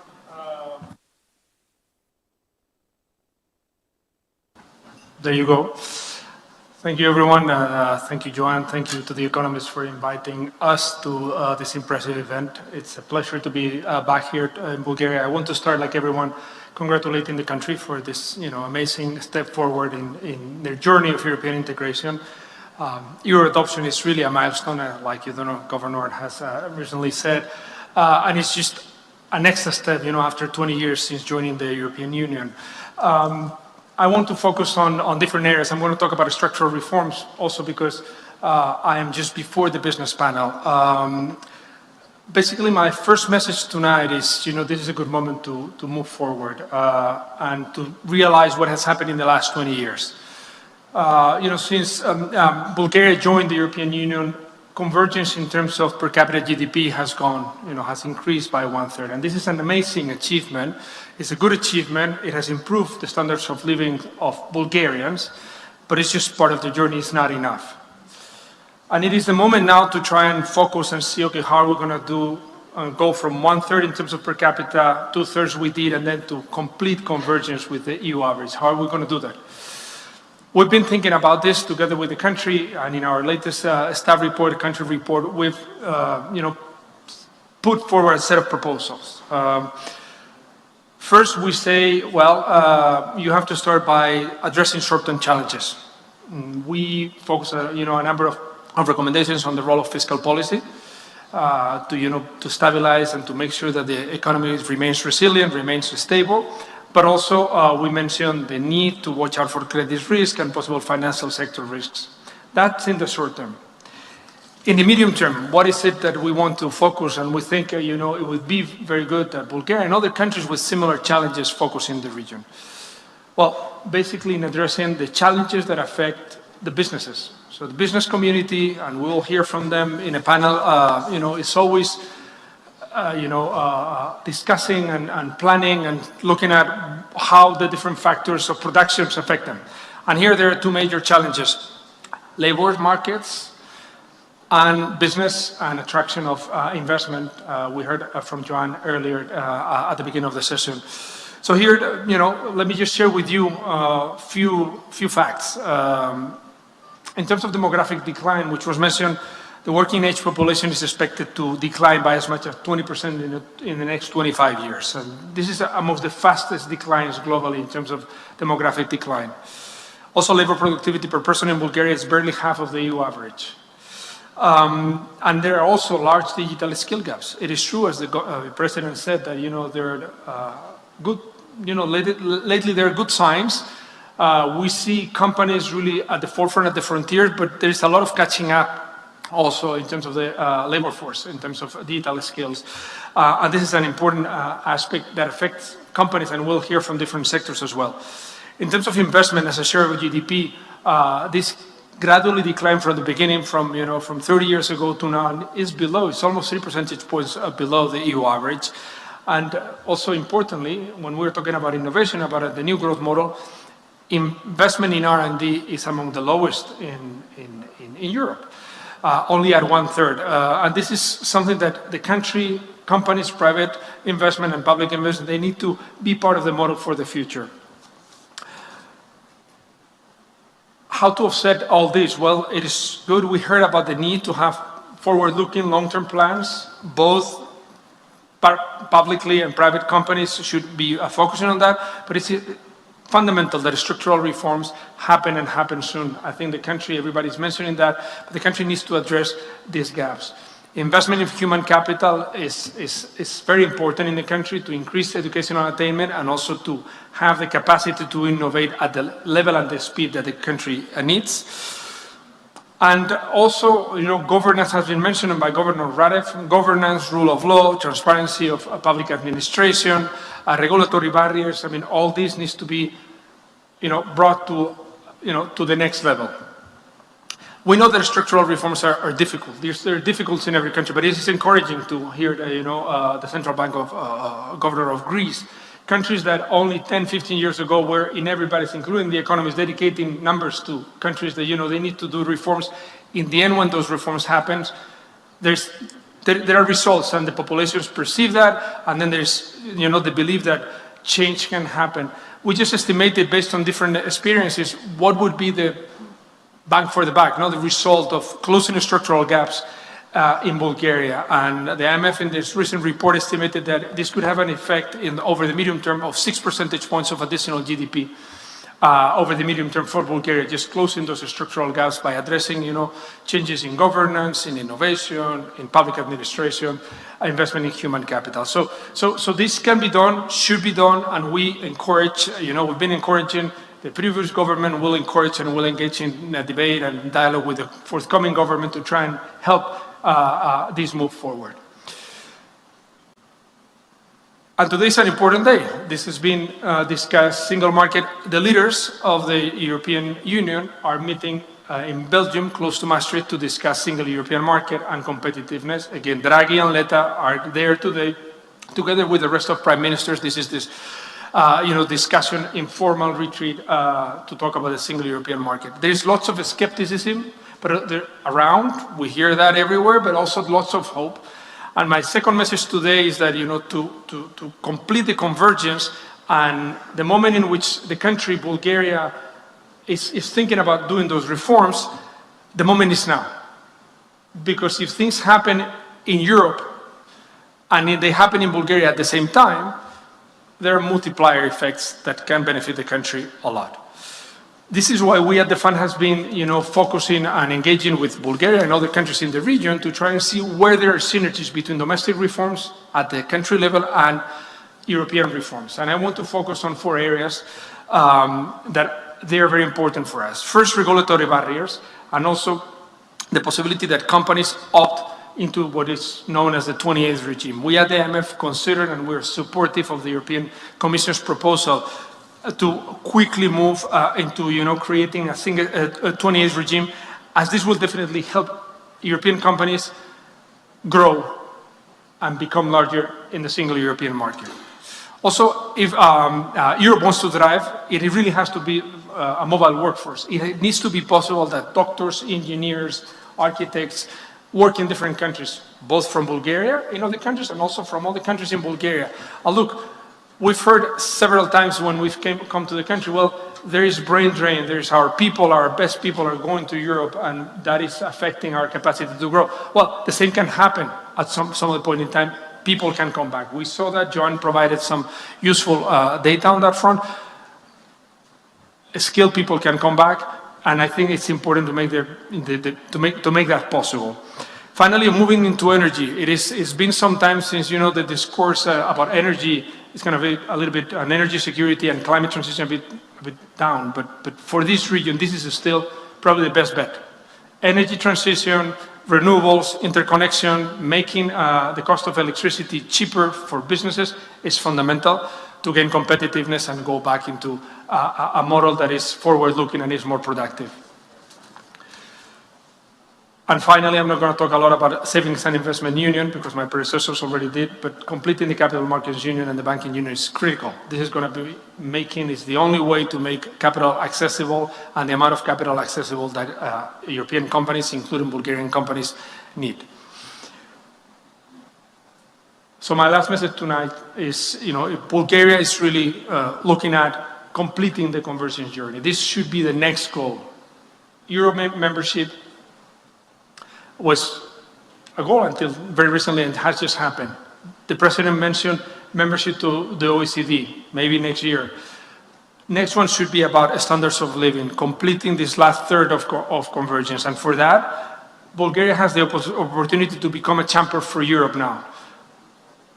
To avoid this two-speed Europe that the president was mentioning, it's easier if Bulgaria takes the voice and becomes pro-European and use the leadership and the newly gained voice as a Euro member to advocate for the completion of the single market. This would be good for Bulgaria, good for its citizens, and also good for Europe. Thank you.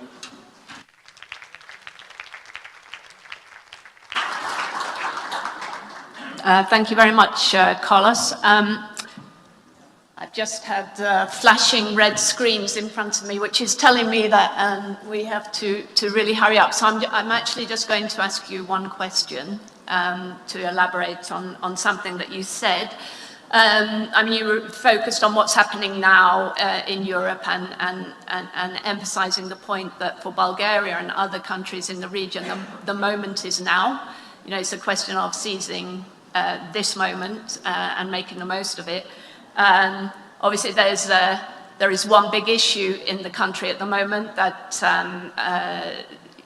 that a caretaker prime minister has just been appointed. We're going to elections again, and despite all the accomplishments, the things that have been achieved, not least the adoption of the euro here and Schengen entry and other very important reforms that have taken place.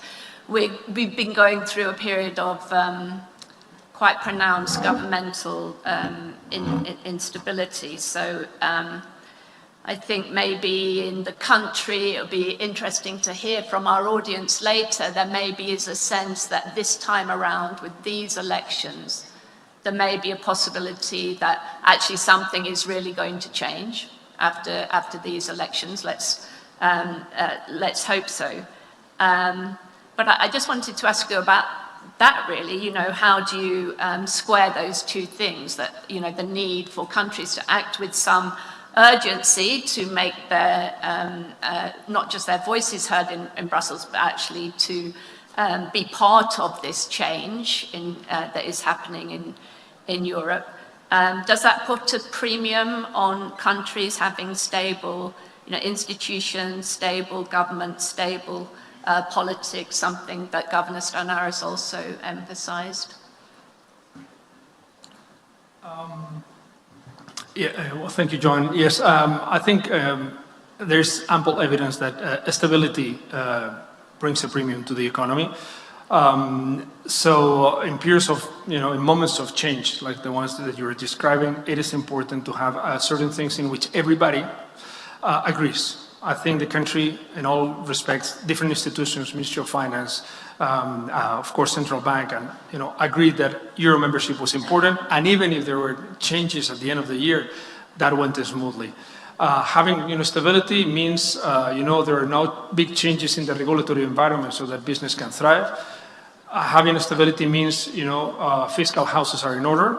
and stability also means that reforms happen and that European funds come. The RF funds are still waiting to come from here to the end of the summer. So if the legislation that has been agreed passes through the parliament, that's going to be having an impact into funds coming. So yes, there's a premium to stability, but also there's a premium to vision within that stability. And I think this comes back. I think it is good that the country coalesces at some point into being proud of what has been done until now. This happens in every country. Everybody's a little bit skeptical of what happens, but I think raising the voice, and Bulgaria is a small player, but it has a very good role in the region as well, and it has, as the president said, certain strengths in sectors, in defense, in energy, and then bringing that voice and being pro-European, that can contribute to the European Union project, and then actually bring good benefits for Bulgaria as well. Okay, I think on that note, very positive note, we will have to wrap up this session, but I think you set out in your opening remarks very well the way in which you envision the kind of growth model for the country and indeed the region changing in the coming period. So thank you very much indeed. It's great to have you with us.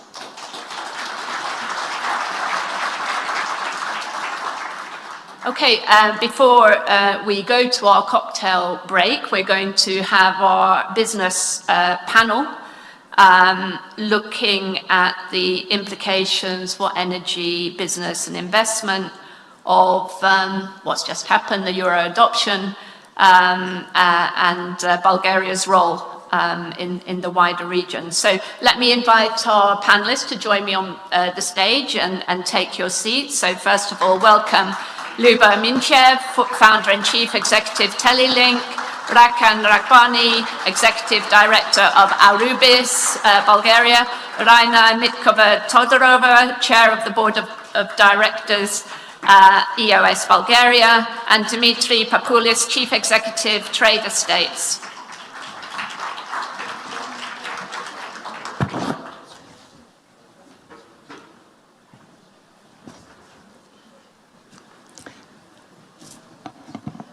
So welcome all of you. Great to have you with us and to focus now on business and how the various business sectors see the future for Bulgaria. So what we're going to do is each of our speakers are going to kick off with 4 minutes or so of introduction, and then we're going to have a conversation which will take us into our cocktails. So they're going to be really emphasizing what they see as the most important issues and priorities for their sectors, and maybe in the discussion we'll take that into a bit of a wider focus. So over to you, Mr. Minchev. Oh, thanks a lot. I would definitely start with the restoring the renewables, because they're taking a very large portion of the energy system. It seems that we have been probably at around 20% last year of renewables, but with 9 gigs of battery energy storage systems that are going to be deployed, we are going to be taking the leading role compared to the neighboring markets. We are still lagging behind in wind and a bit of solar compared to Greece and even to Romania in wind. But obviously the renewables are becoming quite an important area in terms of economic development. Why? Because the average price per megawatt hour, as well as the productivity of both the battery energy storage systems and the productivity of the solar panels has increased while the price has decreased, which is obviously creating a much better return on investment. And that is now that we still have fairly high energy cost, which is obviously an opportunity to gain the ability for the economy to be more competitive once these assets are being deployed, which of course is now leading to the next topic of how do you utilize this energy. And that's the reason there is so much interest into potential data center developments, which I believe that might be an area of interest for us, especially as a business. and we see that it's a very important area. In terms of our own collaboration with a local company that has created the first battery energy storage system according to the Net Zero Investment Act of Europe, and the first only European product. We are collaborating and we are working. We are very proud to be the first master service partner of this company and to be deploying the first projects around our country, but we're having a pipeline across Europe. So we're seeing that as a potential due to the modularity of the system to create distributed energy, which is currently not available because mostly it's in very large centralized park. So we are aspiring to create distributed energy in smaller logistics parks, even in gas stations. So we are having the first pilots this year, which is going to create an enormous opportunity to save again from the distribution and from the transmission part of the system. So for us, it's a very interesting period in terms of trying to work on how this is going to be fitting in the digitalization of the energy system in order to create these assets and deploy them in a very smart manner in order to be able to bridge the gap in terms of demand and supply and to utilize what volatility is bringing up. Because currently around 90% of the trading is happening on across Europe, and that's another very big area for Bulgaria. Is going to be the future connection and increased connectivity towards the region in the pan-European energy network. And energy is quite important element. I believe that that's a key element in terms of economic competitiveness of the market, and I believe that Bulgaria is having certain assets and is having a leading part which can be utilized in the coming years in terms of attracting more investments and getting more businesses faster. And the only piece that is missing is how to get faster permits. So how to digitalize the interaction between the business and the government. So if we resolve this issue, we're going to, I guess, see part of it.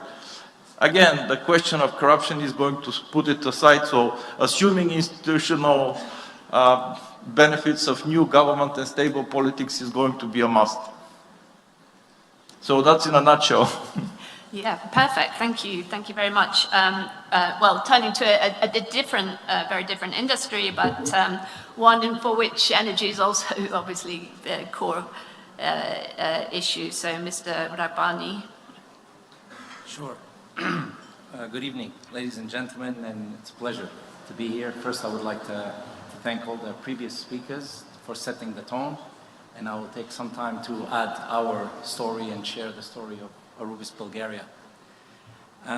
So first of all, we are living in a time where it's changing faster than any point in the recent decades.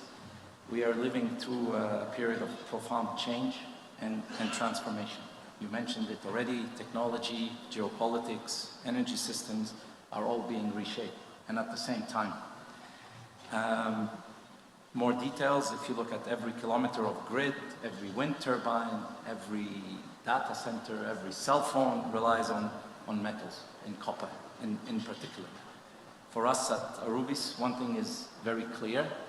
We are really and truly in the decades of metals.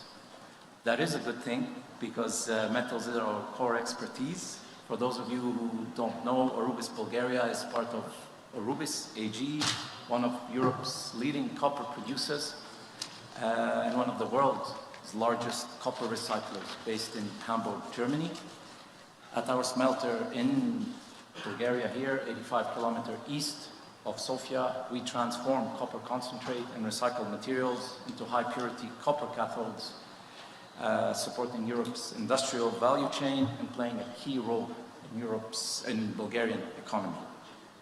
You can look at all the numbers, but one thing is for sure, global demand for copper is growing. In the next decade, it's expected to grow by 20%. Why? Electrification, you spoke about that, digitalization, renewable energy, electric mobility, all depend on reliable copper. But access to critical raw material, and that's an important note for me, it's not just a business issue. It has become an economic and a strategic one as well. So securing reliable and responsibly produced metals must be and should be a top priority for governments and industries alike. The place industrial producers like ours with strong sustainability standards are at the center of Europe's future. And it's important to note as well, this is not a short-term trend, but a structural shift. And it creates a significant opportunities for regions and for countries like Bulgaria that can combine industrial capability, skilled people, and stable institutions. And for us, Bulgaria has many of these strengths. It has strong industrial tradition, strategic location, you mentioned that, and growing relevance in European energy and supply chain discussion. So the country is well positioned to play a meaningful role in Europe's industrial and energy transition. From our perspective at Arubis Bulgaria, we really see this opportunity very clearly because the majority of what we produce here in Bulgaria is exported to European markets, and we invest. And here, people mentioned investment several times. I want to let everybody know that in 2024, we launched Investments for Progress, Bulgaria 2027. That's a 400 million euro program that represents, at the time, it was the largest industrial investment in Bulgaria.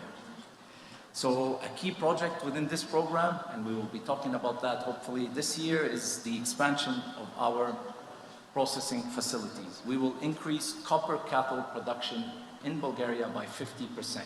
To put things in perspective, we will have the capabilities to produce copper for 5 million electrical cars. So for us, this strengthens Europe's access to responsibly produced copper at a time when it's more critical than ever. And this scale of investment reflects our long-term commitment. People talk about commitment to Bulgaria and to Europe's industrial future. That for us is this. This is on the positive note, but at the same time, we have to be honest about the challenges, and hopefully we can discuss these on this panel.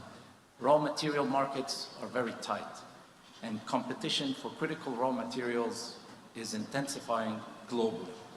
Energy, it's a decisive factor, not only in terms of price, but also in terms of stability and decarbonization pathways. So for European industry, secure, affordable, sustainable energy is a prerequisite. You spoke about that for competitiveness. Last but not least, the regulatory environment. And hopefully we can talk about that. It's a key challenge. Europe has set ambitious decarbonization goals. Arubis Bulgaria will comply, and these are demanding but achievable under the right conditions. And maybe we can talk about some examples of what we have done. I look forward to discussing this on the panel. Thank you very much. Yeah, we will obviously come back to pick up on all the points that you and Mr. Minchev have been making so far. But let me now ask Ms. Smitkova-Todorova to share her thoughts. Good evening, ladies and gentlemen, and thank you to The Economist for inviting me in this premium company. So the Euro adoption closes a historic cycle for Bulgaria. For more than 30 years, through debates, through political changes, one direction remained very stable and clear towards Europe. So for me, coming from the financial sector, the new currency, it's not just a currency, but it's the last symbolic act for our fully integration into the European Union. So the question is no more whether we are inside or outside Europe, but the real question is what kind of country we want to be in Europe. From a business perspective, I would argue that the biggest threat to Bulgaria's prosperity is instability, unpredictability. Because investors, we can calculate risk, but we cannot calculate instability. We heard that stability adds a surplus to the economy, and Governor Radev also said that stability is a strategic resource. I would also add that in today's world, predictability is the new competitive advantage. I very often say that Bulgaria's democracy is in its puberty phase. And as we parents know, puberty is a time of growth, but also a time of changes and instability. Energy is high, emotions are high, consistency is questionable. And in political terms, this means reforms that start and stop, laws are rewritten, strategies are changed at every cycle. And this creates instability. And instability, unpredictability is more damaging to business even than corruption. And yes, corruption is a serious issue for us in Bulgaria, but I would argue that there's something more dangerous. It's the constant fear of corruption. Harvard professor Danny Roddick said that by overreacting to a problem, we often create a new, more deeper one. And imagine, when fear is the predominant public notion, so what is the natural reaction?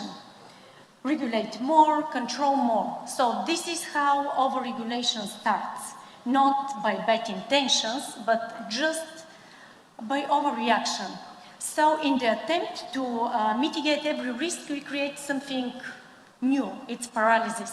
And let me give you just a practical example from my work. In my sector, a recent licensing regime was introduced, which requires like more than 2,000 different documents, internal procedures. Some of them overlap with existing obligations under another law. This, for a company, means that if we want to comply fully, we would literally almost stop our day-to-day work in order to produce paper file. And don't get me wrong, regulation is something healthy, especially in the financial sector. But I would say that the ultimate purpose of regulation is better consumer protection. And when compliance is overwhelming, we risk to shift our focus from serving clients to producing files. And this is how over time uncertainty arises, not because rules exist, but because they grow without certain coordination.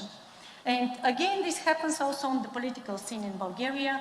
Everyone coming on the scene comes by rejection the previous one. Rewriting laws, restarting reforms. So how do we move forward to a more prosperous Bulgaria? Well, in business, there's a very simple principle. Successful companies choose 3 to 5 strategic priorities, and they remain stable and unchanged even when management changes. So politics can learn a lot from that. And in Bulgaria, we really need few numbers, long-term national priorities, which will be united and will stand above all political agendas. So yes, the adoption of euro completes important long journey, but I would say that no currency can replace institutional maturity. And I also believe that the real test for us as a country is still ahead of us, because Europe is not just a currency, Europe is trust, Europe is predictability, and I strongly believe that being predictable could be our competitive advantage. Thank you. Thank you very much. Very clear message there, I think, about predictability and regulation. Mr. Papoulis, over to you. Yes, so thank you very much, and thank Economist for the invitation. And it's also, I have to say, an honor to be on the same group of people with Professor Stournaras, and I want to acknowledge him from on behalf of the business community of Greece, as with his role for the 2 years he's been a finance minister during Greece's darkest period, and for the next 15 years, if I'm not wrong, being 12 years, excuse me, being the governor of Greece. He has played an integral role to the turnaround of our economy, and from being Europe's, let's say, difficult child, in being Europe's primary example of turnaround and growth into this period. So Trade Estates is a real estate investment company that was formed back in 2021 with a major shareholder, the Furlis Group of companies, franchisor of IKEA, Intersport, and another number of important international brands. We're listed in the Athens stock market since November 2023 with additional shareholders, the Otto Hellas Group, Vasilakis family, owners of the Aegean Airlines and many other big investments of Greece and the region, and also the family office of Miss Mariana Latsis, of the Latsis family, and another 3,000 to 4,000 Greek investors. And I have to say that Bulgaria for us is part of our footprint. We expand over Greece, Bulgaria, we own the building of IKEA in Sofia, and Cyprus. And now with the euro adoption, which for us means stability, means predictability, means comparability, and I think it means also new means of financing real estate investments. I give an example, that I think is a very big opportunity for your country, the greenification of existing real estate as relates, I'm sorry, to the energy convergence issues. We in Greece own 15 very big assets worth over 600 million euros. And in the last 3 years, we've been deploying an energy-saving program that combines solar panels throughout all our roofs. We own more than 300,000 square meters of roofs. So our aim is to produce approximately 47% of the consumption under our retail parks and very big logistics centers. And I think that the new age of bank financing will involve also in Bulgaria very ESG-driven metrics that will provide more preferential terms for development. So for us, to conclude, I think Bulgaria is in a new state of business mindset and environment for real estate. It's much more easily comparable in euro terms. It's much more sustainable and predictable. And I think there is an opportunity in this market for institutionalizing capital driven from the private investment perspective that real estate has to date. Thank you very much indeed. Okay, so we are running over time, but I think it'd be good to have some quick fire, conversation now. And I thought 3 kind of broad areas that we could put out questions, and if everybody can give really short answers, we'll get through more questions. So, one is just quickly about the euro. Secondly, want to talk about the kind of big ticket issue that most of you have mentioned. Energy is one of those.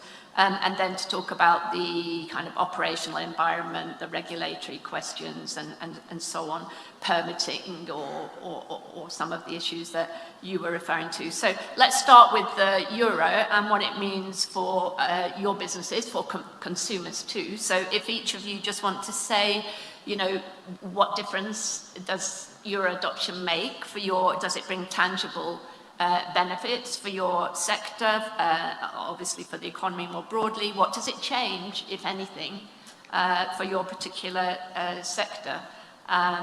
So, Mr. Mincher. Well, thanks a lot. I think it's very beneficial for the country, definitely for the business, in terms of being more predictable. So we heard that word quite a few times. So in addition to being in the European Union and NATO being in the Eurozone, and that financial stability is obviously bringing up Bulgaria as a country for more investors and for more investments. In terms of inflationary pressure, what we heard from the governor of the central bank is optimistic about the first month, but I believe that it was already front-loaded last year, a bit of the changes of the prices. So I hope that these statistics are going to be staying, because I believe that we are seeing a bit of pressure in terms of demand on the employment side of people and the expectations on the salary level. So we are going to be catching up at some point. And in some industries, especially the highly specialized IT areas, we are already catching up with a lot of the Central Europe, Eastern European countries, but also with some of the Western markets. So twofold effect. On the business, I see it positive. On the pressure on the other side, in terms of expectations on salary level, is going to increase. Thank you. Mr. Raghbani? Sure, I'll keep it short for us. Predictability, lower transactional costs, and we can compare our sites across the other European countries. As I mentioned before, most of our products go towards European markets. So this is really stability, predictability, lower transaction costs. Excellent. I suppose for your sector, there's probably more to ask.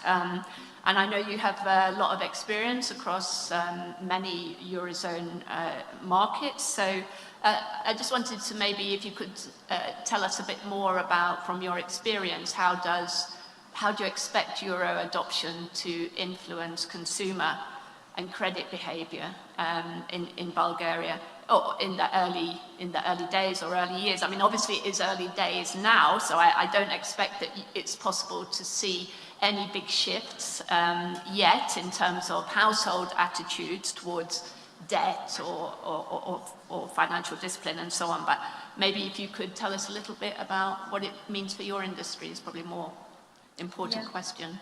Thank you very much for the question. Being in 26 countries across Europe, we already observed at EOS what has happened after the Euro adoption. And it will not be surprised to say that it's not only a change of currency, but it's more or less a psychological change, especially from the consumers. So just to give you the example, in the receivables management industry, January, February are very difficult months. So people in the winter do not want to pay their debt. Obviously, they have other priorities like electricity or heating. But in January, we had another phenomenon. Many of the people didn't pay their debt because, I'm citing what they said, my salary is cut in half. So, and this is just, you know, the euro conversion. My salary level is now half in euro, so I don't have the money to pay.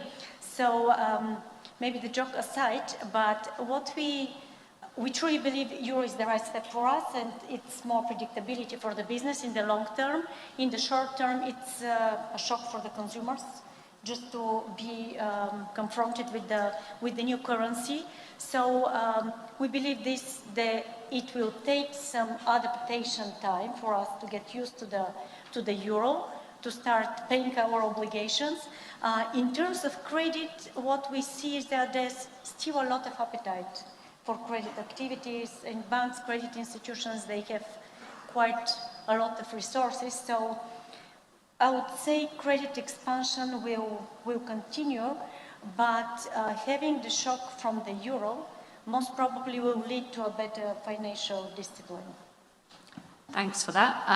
Mr. Papoulis, you already talked about what a difference euro adoption in Bulgaria makes for you, but you may want to add to that, or feel free to say raise anything you want, because we're going to come into this to talk about the regulatory environment and obstacles or issues that you've confronted in your business here. Yes, well, I think I feel very strong about saying that I think Bulgaria has a unique opportunity, looking at the history of Greece of the last 15 years, of the things of what not to do. As Governor said before, I think it's important that public debt needs to remain disciplined. Salary increases which affect all businesses And our business, for example, has faced tremendous increases both in labor costs, talking about lower level entry salaries, but also inflationary pressures out of the raw materials. So this makes a shift towards income-producing existing assets and the re-commercialization of those and the retrofitting of such. So if you ask me what protection we would like to see, permitting issue is extremely important, touches our business. I think it touches other businesses too. And I think that the euro adoption is a great opportunity to take a domino effect on how the state operates towards foreign direct investment. Providing easiness in the permitting process will make a huge difference in the magnitude of foreign investment that you will experience in the next years. Discipline. I think that discipline, both in the public monetary policy, but also in the private. We operate businesses here. We see that there is a major concern of people to increase their remunerations fast to reach European levels. Well, I tell you strongly and boldly, we have been through this phase, and the way back was extremely painful, and therefore I send a signal of, handle with care and use the opportunity that is given for the country to proceed much further. I'm a strong believer in Bulgaria. We've been doing business in this country for the past 15 years. We love the country. We think there is a huge opportunity in the relationship, in the ties between Greece and Bulgaria. I will speak later on about the interconnection for energy issues. Please stay disciplined. Okay, great, thank you. I was going to move on to energy, but let's stick with this issue, the permitting one, which is probably, something that you want to say something about, I think. And I guess, also tied in with what you were just saying about this, incredible growth that we've seen in real wages in recent years, and so getting more to kind of human capital labor force issues, that is also fueling, a kind of consumer credit boom, and that, at the moment, that's not causing problems, fiscal problems for Bulgaria, but if Bulgaria or the region were to find itself once again in a situation subject to an external shock, then, it may become more of an issue. But yeah, just wanted to give you the opportunity, Mr. Minchov and Rakhbani, to talk about permitting and how that's affecting your industry. Well, it affects everyone. Yeah. So to be honest, and it affects the ability of the country to be competitive. So the more the digitalization of government to business and government to citizens, that's opening time. That's opening time to market for investments. So a digital building permit, which is not impossible, is usually having a 26 types of regulatory approvals in various authorities. So for businesses, that's going to be the biggest impact. So if we are going to utilize the ability of our grid to accommodate investments, and that's something I've been talking about for years in various forums, in various governments and to various entities. I mean, the rest of it is, of course, decreasing the government's role in terms of moving papers and getting it more through digital interactions. And even Greece is now giving better examples than Germany in many areas. So Germany is going to Greece to see some of the digitalization of government. So yes, digital services of government to business and government to citizens is giving an enormous impact of society on many layers. But directly for investment is permitting for buildings and for construction and for new businesses. Thank you. Mr. Rakhbani. Sure. I will also be brief, and I would like to save my time for energy.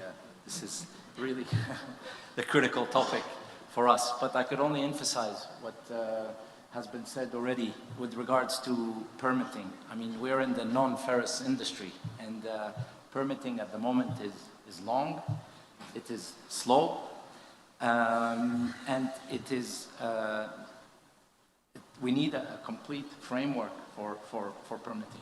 In industries like ours, it needs to be quick, needs to be transparent, and it really needs to be lean, made lean, so that we can really implement.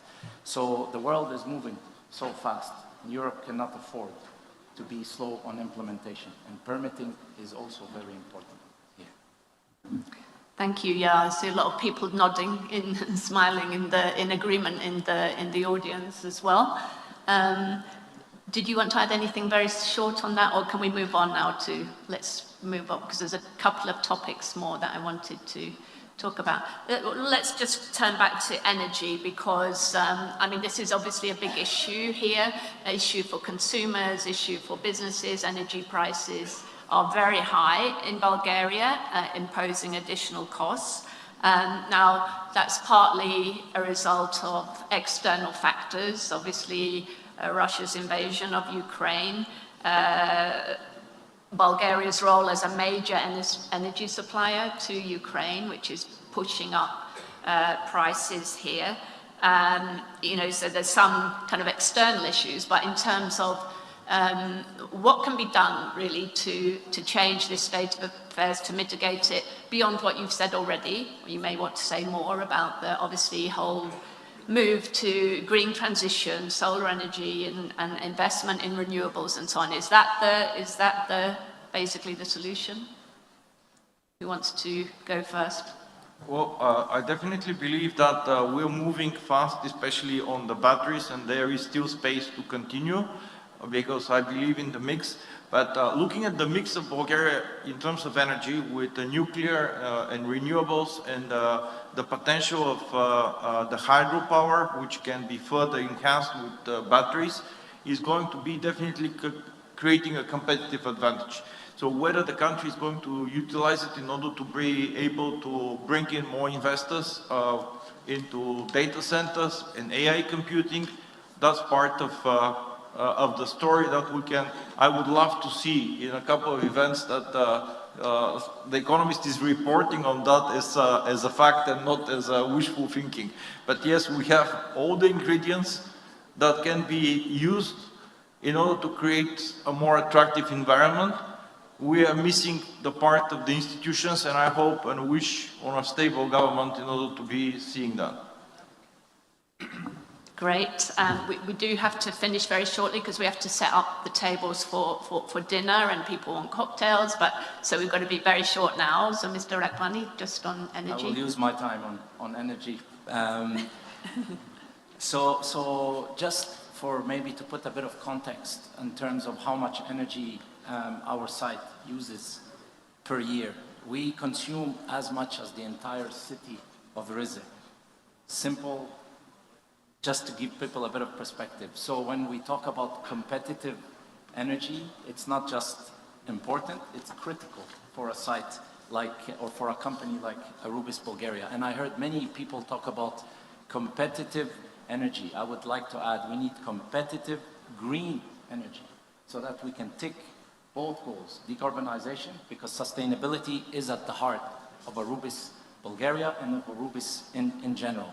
And just to give an indication here, we've built, and we're in the process of building, the 4th photovoltaic park. So alone we will be able to produce 41 megawatts of power, and across our site. But this is not enough. We need to collaborate with the government so that we can have access to green, competitive energy. And this is where we need to combine forces, industry and government, so that we can really use this competitive edge and be able to compete. Thank you very much. I'm going to give just 30 seconds each to our other two panelists, and then we're going to break, just to say what would be your main either recommendation or request to the policymakers, once we have a government in place, in terms of the business environment, the operating environment? What would be your main request to them? Coming back from the financial industry, because we are really one of the biggest financial investors in Europe. Only in Bulgaria last year we invested 60 million euros, 60. So our only request and expectation towards government is being stable and predictable. I believe that's all what is needed for business to thrive. Thank you. Great, short and sweet and very nice. Like to hear that. Mr. Papoulis? What would be my advice? Okay. Your request. My request, don't increase taxes.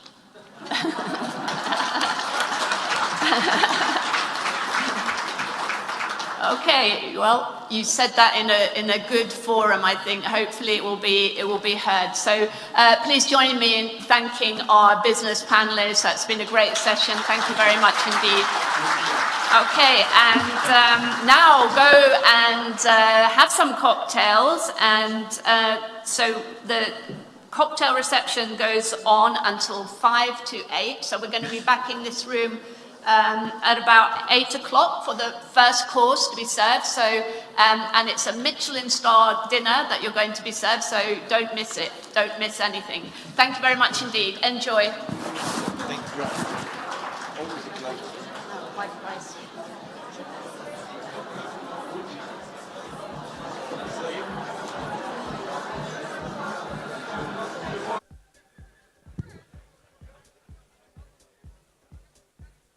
Ask more from the websites they're on, their language, their currency, their way, or they're gone, so you'd better keep up with the clicks.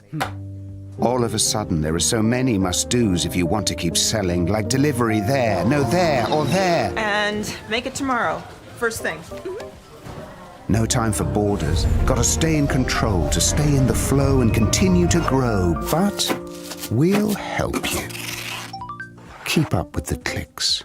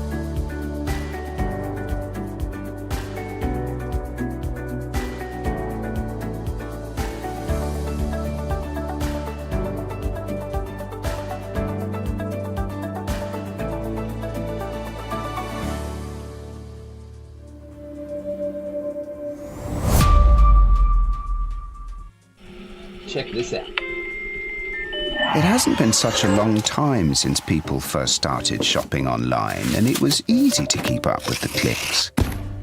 Little by little by little by more, the clicks added up to be more than the stores, and e-tailers worked harder than ever before because they had to keep up with the clicks.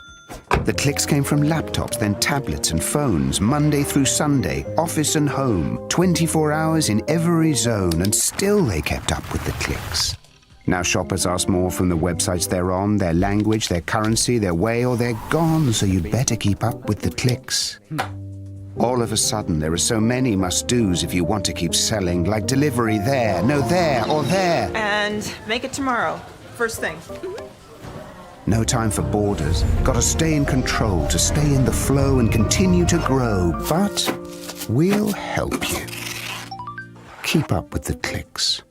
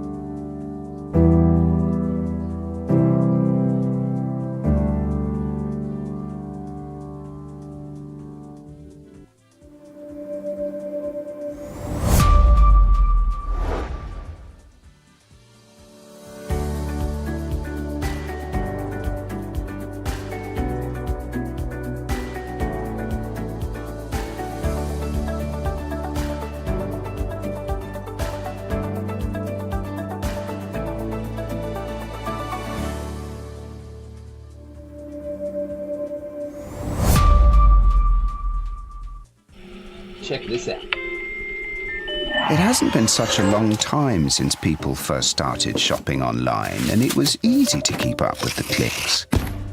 Little by little by little by more, the clicks added up to be more than the stores, and e-tailers worked harder than ever before because they had to keep up with the clicks. The clicks came from laptops, then tablets and phones, Monday through Sunday, office and home, 24 hours in every zone, and still they kept up with the clicks. Now shoppers ask more from the websites they're on, their language, their currency, their way, or they're gone, so you'd better keep up with the clicks. All of a sudden, there are so many must-dos if you want to keep selling, like delivery there, no there, or there. And make it tomorrow. First thing. No time for borders. Gotta stay in control to stay in the flow and continue to grow. But we'll help you. Keep up with the clicks.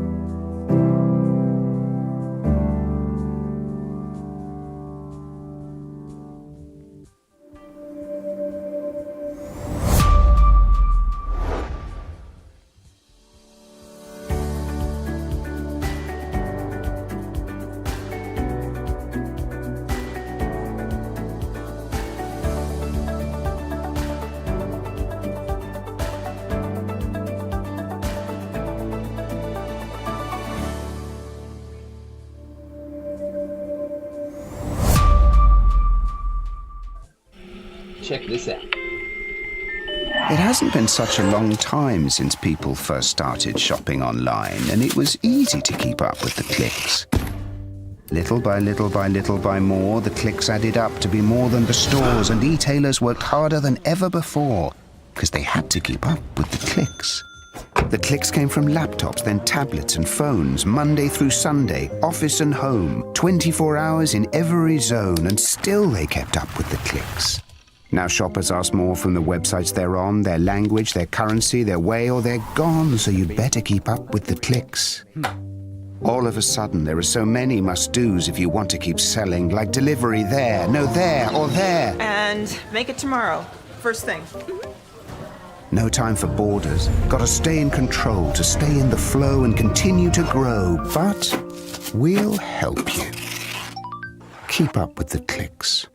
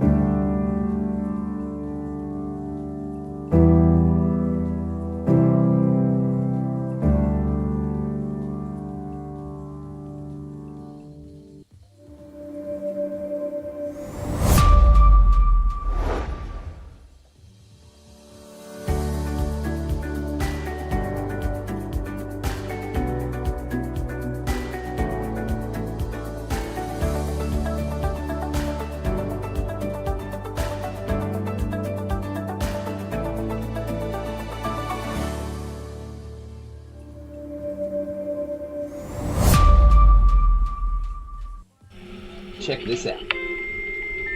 It hasn't been such a long time since people first started shopping online, and it was easy to keep up with the clicks. Little by little by little by more, the clicks added up to be more than the stores, and e-tailers worked harder than ever before because they had to keep up with the clicks. The clicks came from laptops, then tablets and phones, Monday through Sunday, office and home, 24 hours in every zone, and still they kept up with the clicks. Now shoppers ask more from the websites they're on, their language, their currency, their way, or they're gone, so you'd better keep up with the clicks. All of a sudden, there are so many must-dos if you want to keep selling, like delivery there, no there, or there. And make it tomorrow. First thing. No time for borders. Gotta stay in control, to stay in the flow and continue to grow. But we'll help you. Keep up with the clicks.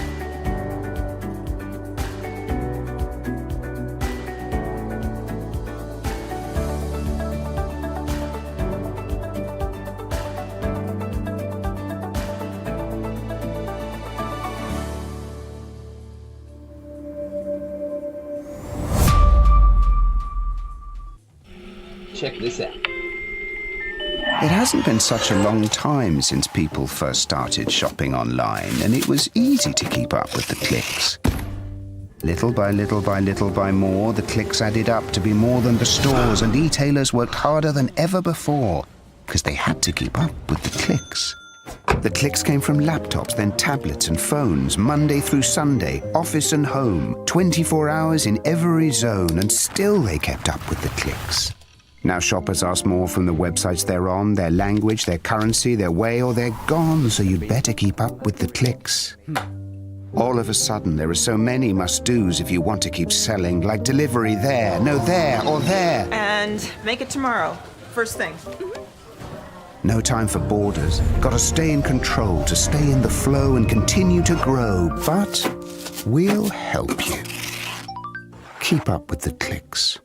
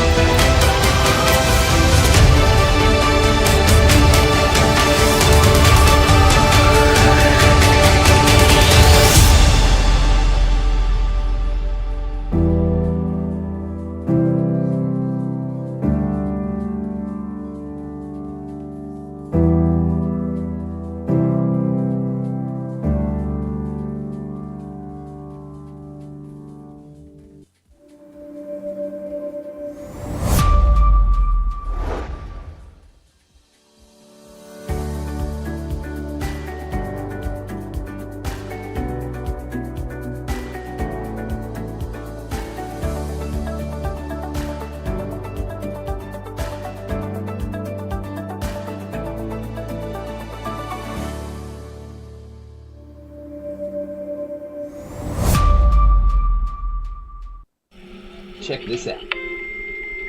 It hasn't been such a long time since people first started shopping online, and it was easy to keep up with the clicks.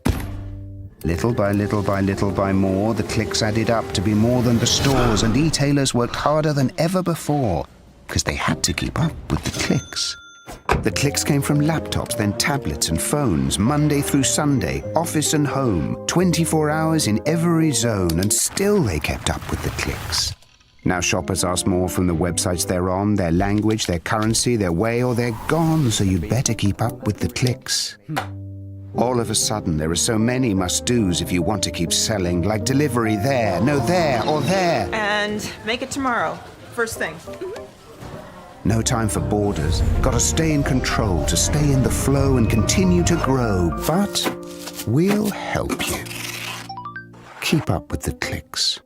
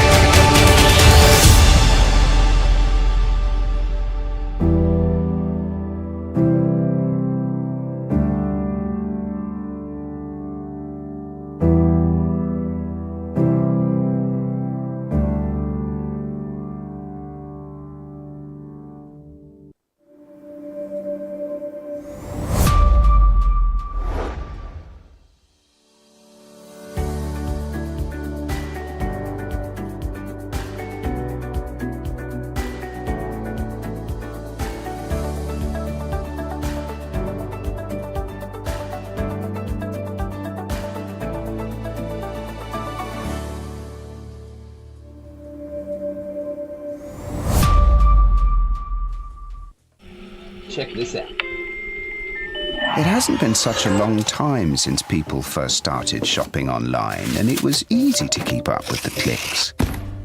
Little by little by little by more, the clicks added up to be more than the stores, and e-tailers worked harder than ever before because they had to keep up with the clicks. The clicks came from laptops, then tablets and phones, Monday through Sunday, office and home, 24 hours in every zone, and still they kept up with the clicks. Now shoppers ask more from the websites they're on, their language, their currency, their way, or they're gone, so you'd better keep up with the clicks. All of a sudden, there are so many must-dos if you want to keep selling, like delivery there, no there, or there. And make it tomorrow. First thing. No time for borders. Gotta stay in control, to stay in the flow and continue to grow. But we'll help you. Keep up with the clicks.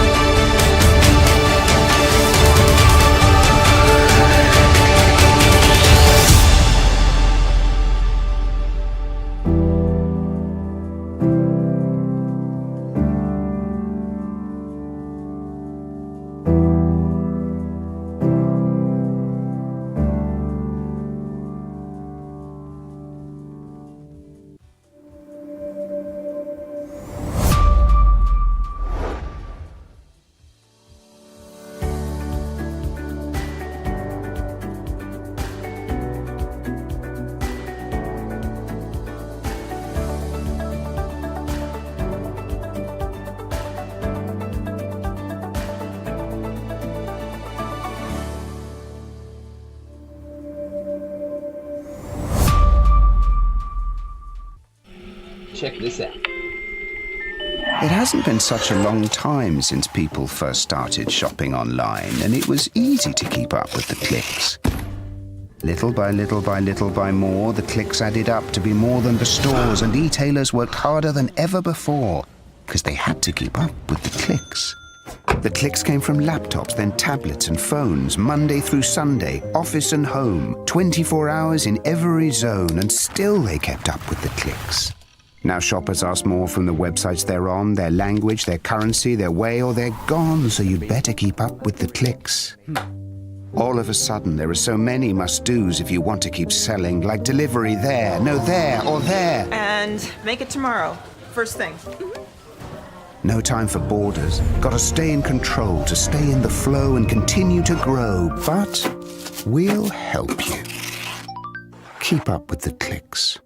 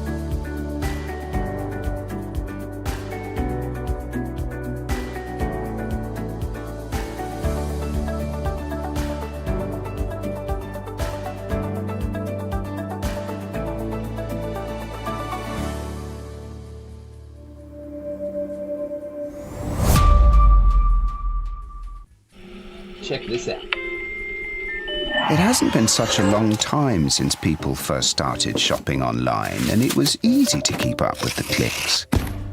Little by little by little by more, the clicks added up to be more than the stores, and e-tailers worked harder than ever before because they had to keep up with the clicks.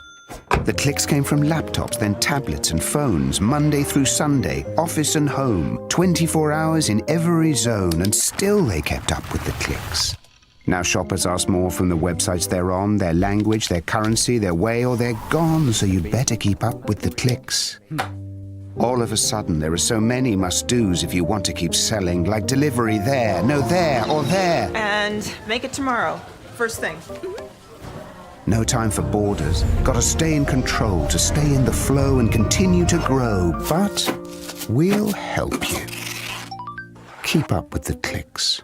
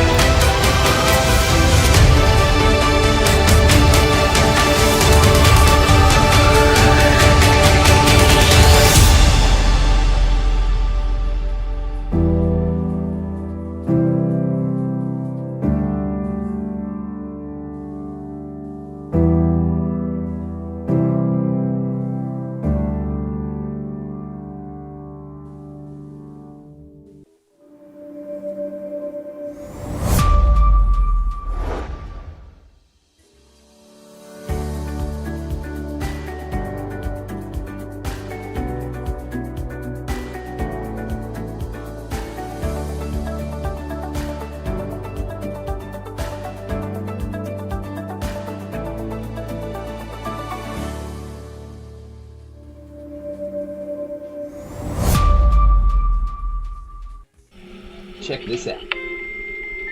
It hasn't been such a long time since people first started shopping online, and it was easy to keep up with the clicks. Little by little by little by more, the clicks added up to be more than the stores, and e-tailers worked harder than ever before because they had to keep up with the clicks. The clicks came from laptops, then tablets and phones, Monday through Sunday, office and home, 24 hours in every zone, and still they kept up with the clicks. Now shoppers ask more from the websites they're on, their language, their currency, their way, or they're gone, so you'd better keep up with the clicks. All of a sudden, there are so many must-dos if you want to keep selling, like delivery there, no there, or there. And make it tomorrow. First thing. No time for borders. Gotta stay in control, to stay in the flow and continue to grow. But we'll help you. Keep up with the clicks.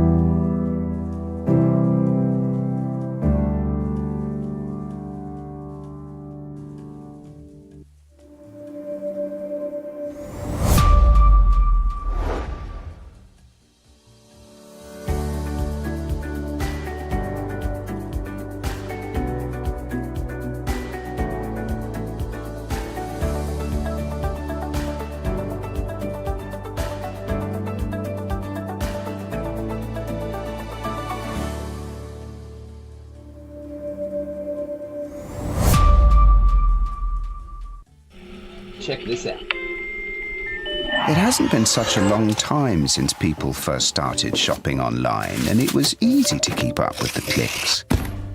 Little by little by little by more, the clicks added up to be more than the stores, and e-tailers worked harder than ever before because they had to keep up with the clicks. The clicks came from laptops, then tablets and phones, Monday through Sunday, office and home, 24 hours in every zone, and still they kept up with the clicks. Now shoppers ask more from the websites they're on, their language, their currency, their way, or they're gone, so you'd better keep up with the clicks. All of a sudden, there are so many must-dos if you want to keep selling, like delivery there, no there, or there. And make it tomorrow. First thing.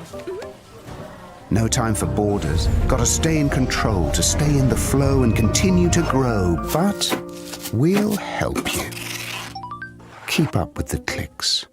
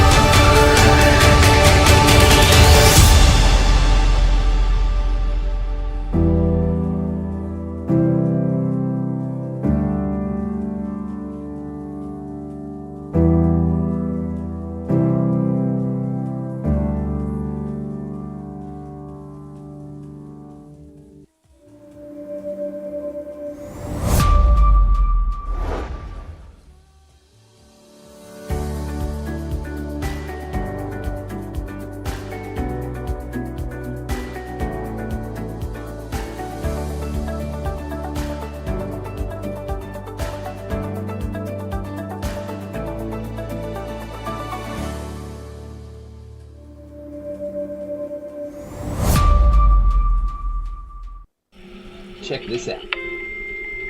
It hasn't been such a long time since people first started shopping online, and it was easy to keep up with the clicks. Little by little by little by more, the clicks added up to be more than the stores, and e-tailers worked harder than ever before because they had to keep up with the clicks.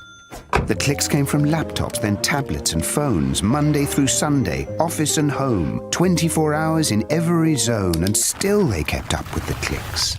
Now shoppers ask more from the websites they're on, their language, their currency, their way, or they're gone, so you'd better keep up with the clicks. All of a sudden, there are so many must-dos if you want to keep selling, like delivery there, no there, or there. And make it tomorrow. First thing. No time for borders. Gotta stay in control, to stay in the flow and continue to grow. But we'll help you. Keep up with the clicks.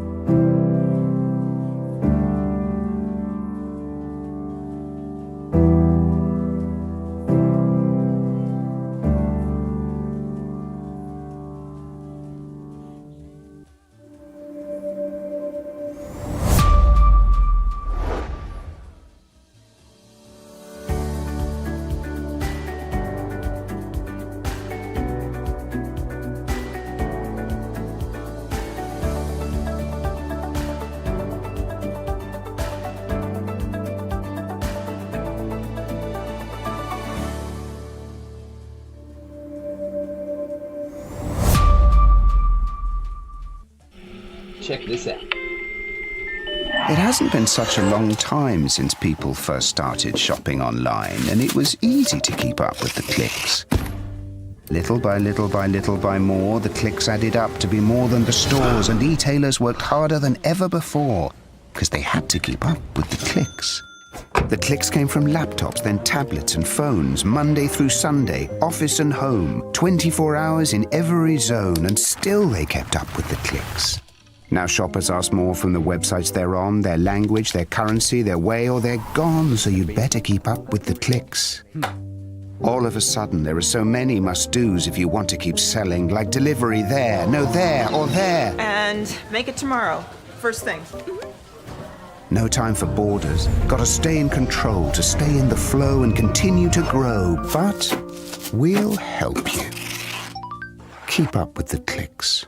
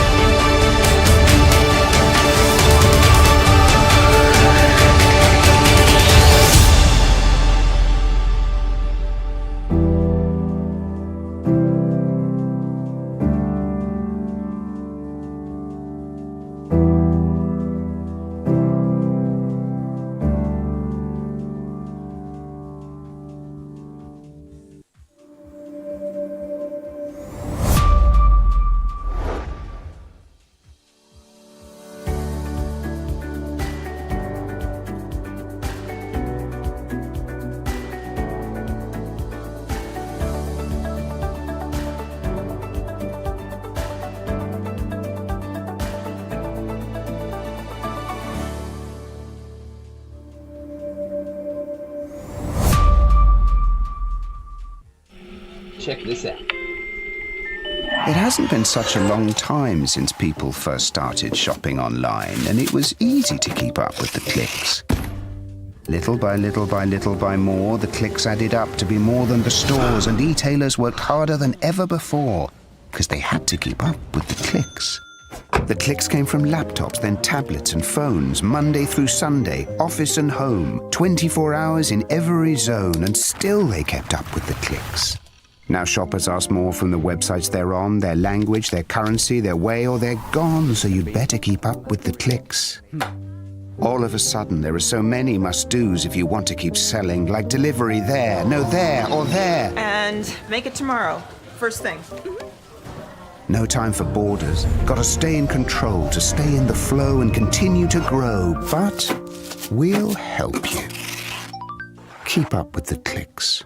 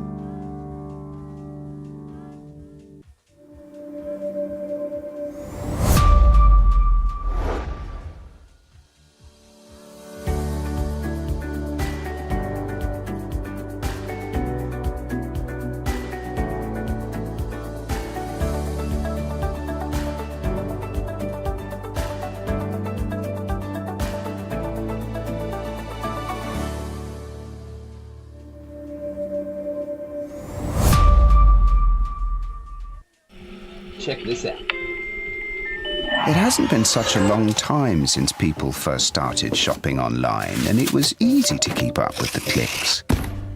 Little by little by little by more, the clicks added up to be more than the stores, and e-tailers worked harder than ever before because they had to keep up with the clicks. The clicks came from laptops, then tablets and phones, Monday through Sunday, office and home, 24 hours in every zone, and still they kept up with the clicks. Now shoppers ask more from the websites they're on, their language, their currency, their way, or they're gone, so you'd better keep up with the clicks. All of a sudden, there are so many must-dos if you want to keep selling, like delivery there, no there, or there. And make it tomorrow. First thing. No time for borders. Gotta stay in control, to stay in the flow and continue to grow. But we'll help you. Keep up with the clicks.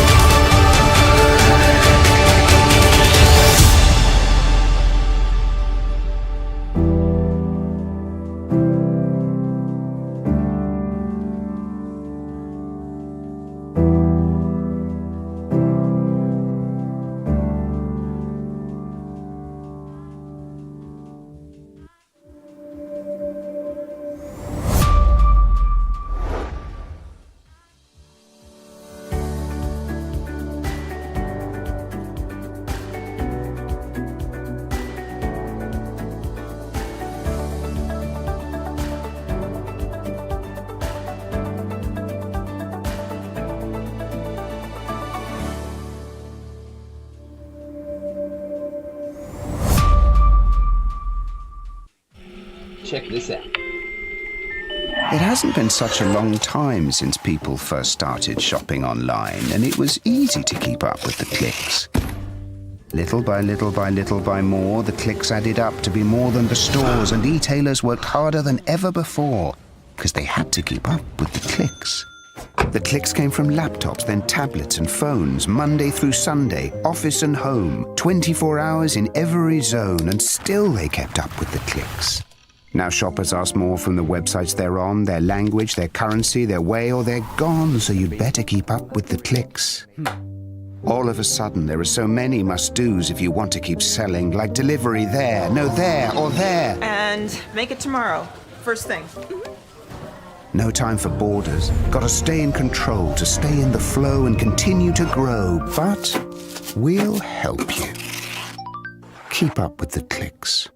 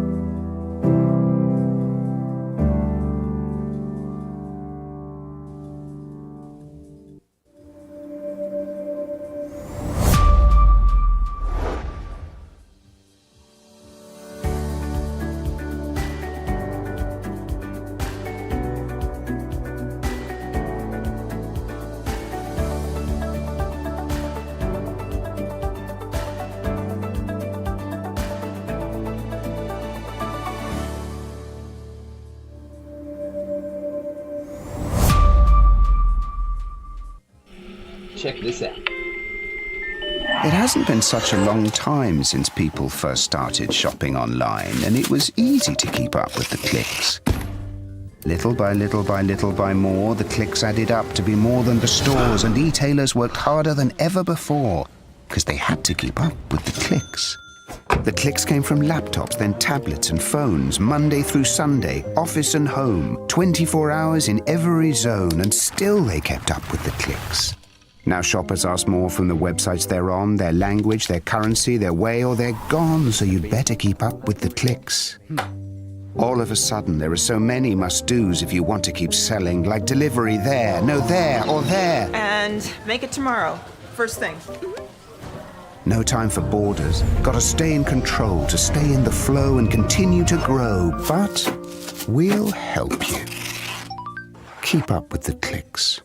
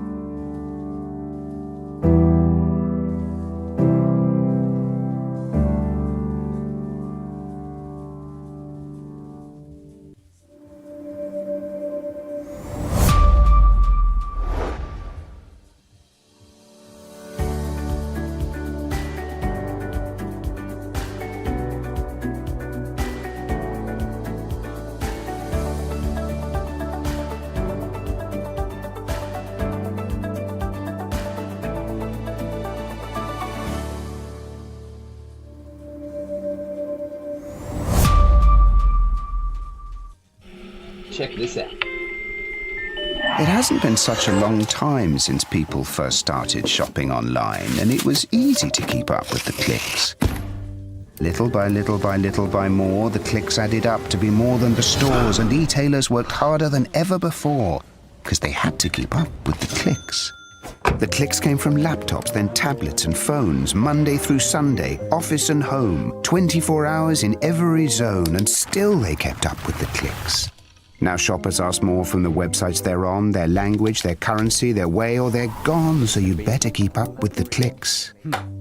All of a sudden, there are so many must-dos if you want to keep selling, like delivery there, no there, or there. And make it tomorrow.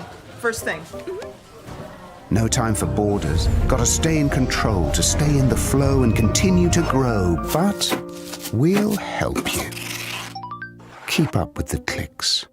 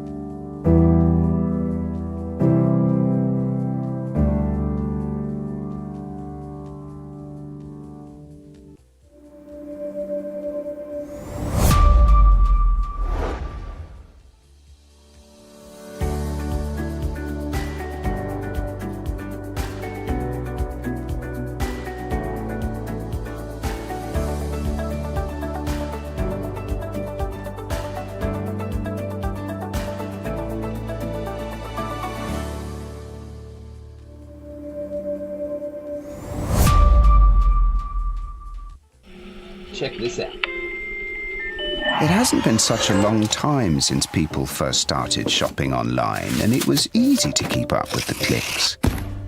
Little by little by little by more, the clicks added up to be more than the stores, and e-tailers worked harder than ever before because they had to keep up with the clicks. The clicks came from laptops, then tablets and phones, Monday through Sunday, office and home, 24 hours in every zone, and still they kept up with the clicks. Now shoppers ask more from the websites they're on, their language, their currency, their way, or they're gone, so you better keep up with the clicks. All of a sudden, there are so many must-dos if you want to keep selling, like delivery there, no there, or there. And make it tomorrow. First thing. No time for borders. Gotta stay in control to stay in the flow and continue to grow. But we'll help you. Keep up with the clicks.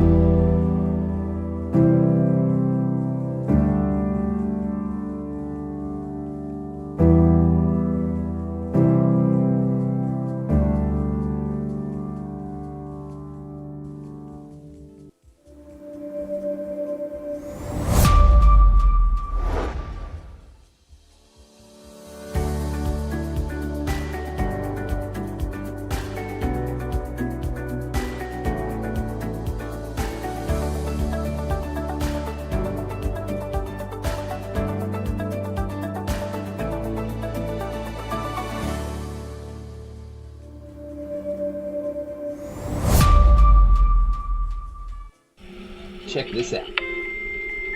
It hasn't been such a long time since people first started shopping online, and it was easy to keep up with the clicks.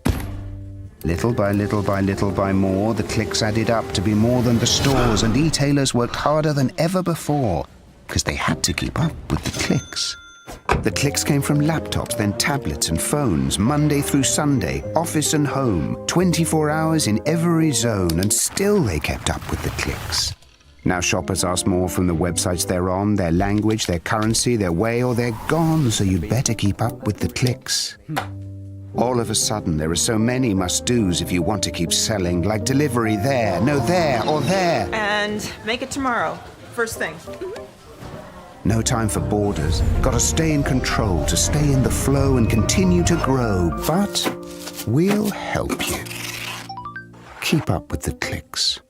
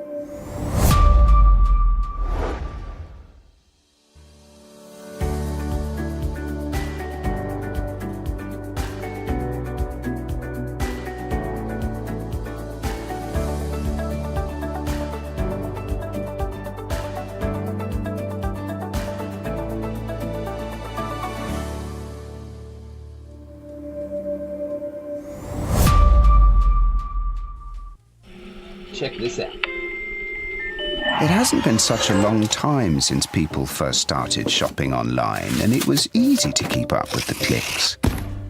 Little by little by little by more, the clicks added up to be more than the stores, and e-tailers worked harder than ever before because they had to keep up with the clicks. The clicks came from laptops, then tablets and phones, Monday through Sunday, office and home, 24 hours in every zone, and still they kept up with the clicks. Now shoppers ask more from the websites they're on, their language, their currency, their way, or they're gone, so you'd better keep up with the clicks. All of a sudden, there are so many must-dos if you want to keep selling, like delivery there, no there, or there. And make it tomorrow. First thing. No time for borders. Gotta stay in control, to stay in the flow and continue to grow. But we'll help you. Keep up with the clicks.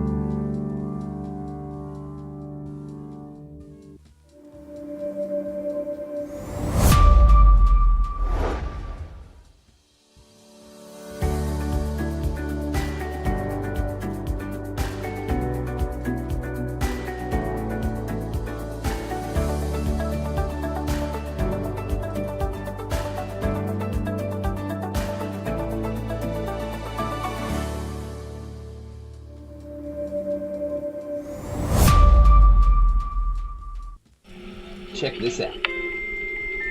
It hasn't been such a long time since people first started shopping online, and it was easy to keep up with the clicks. Little by little by little by more, the clicks added up to be more than the stores, and e-tailers worked harder than ever before because they had to keep up with the clicks.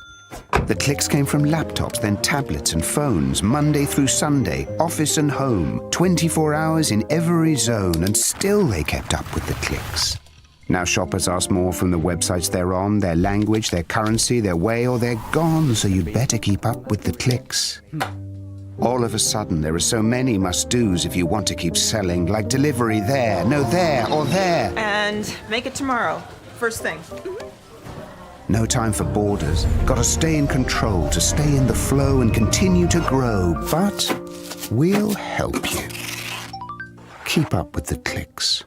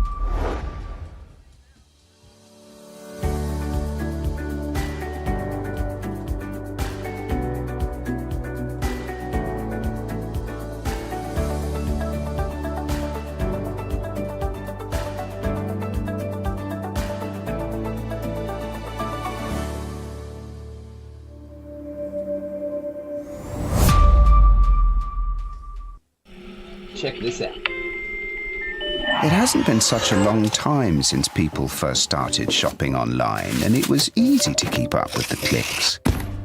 Little by little by little by more, the clicks added up to be more than the stores, and e-tailers worked harder than ever before because they had to keep up with the clicks.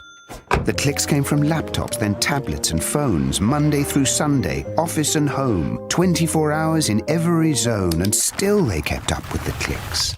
Now shoppers ask more from the websites they're on, their language, their currency, their way, or they're gone, so you'd better keep up with the clicks.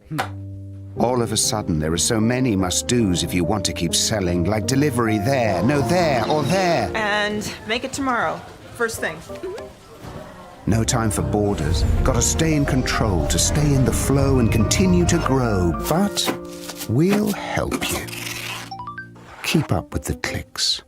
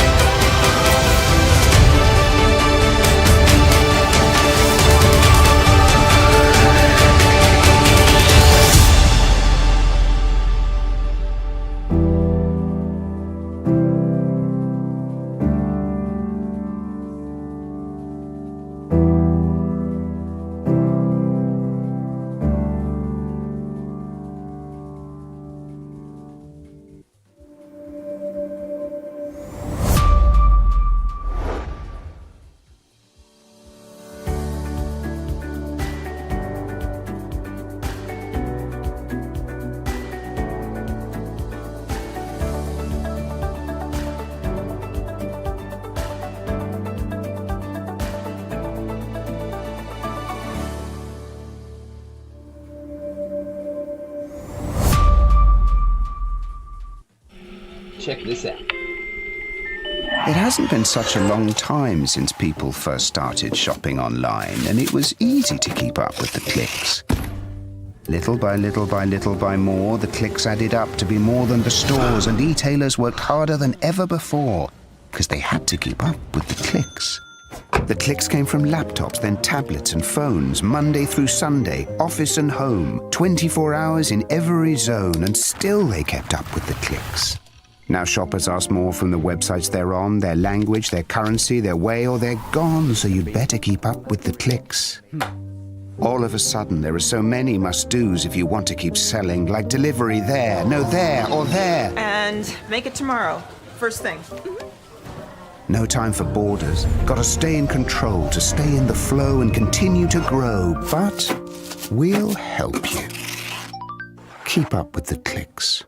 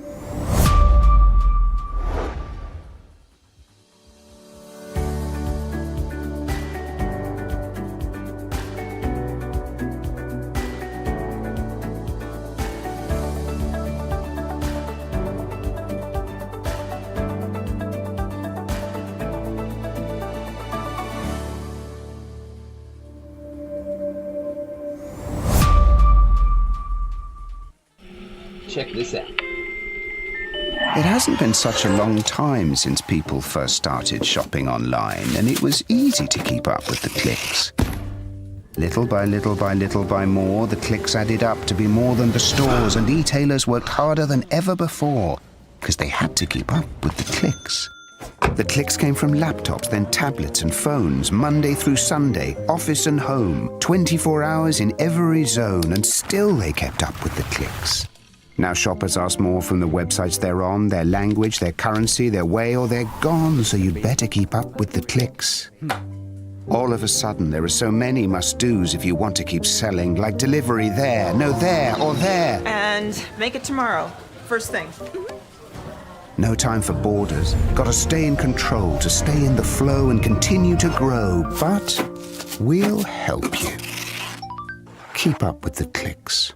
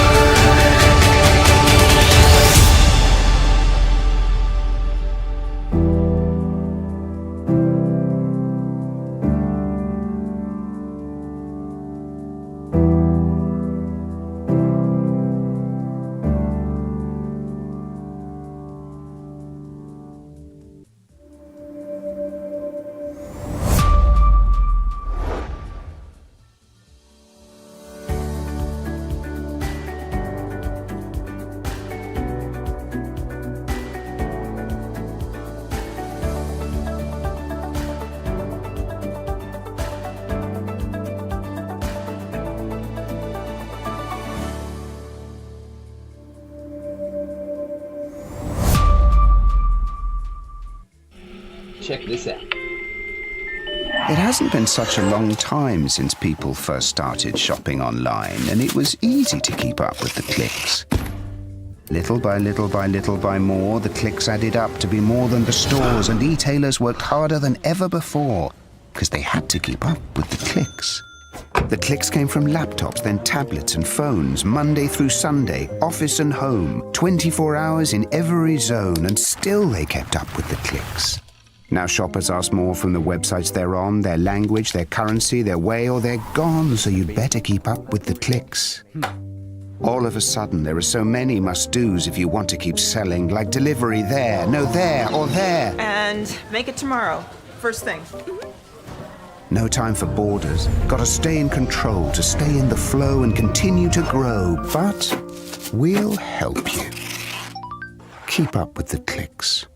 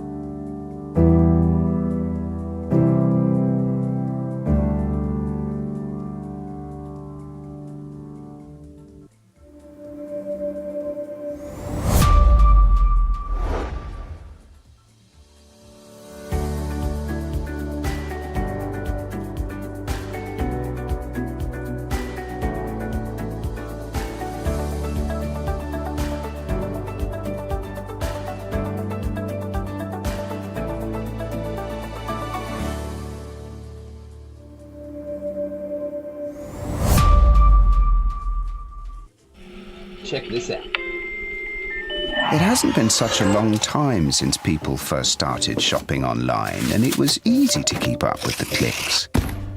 Little by little by little by more, the clicks added up to be more than the stores, and e-tailers worked harder than ever before because they had to keep up with the clicks. The clicks came from laptops, then tablets, so you'd better keep up with the clicks. All of a sudden, there are so many must-dos if you want to keep selling, like delivery there, no there, or there. And make it tomorrow. First thing. No time for borders. Gotta stay in control, to stay in the flow and continue to grow. But we'll help you. Keep up with the clicks.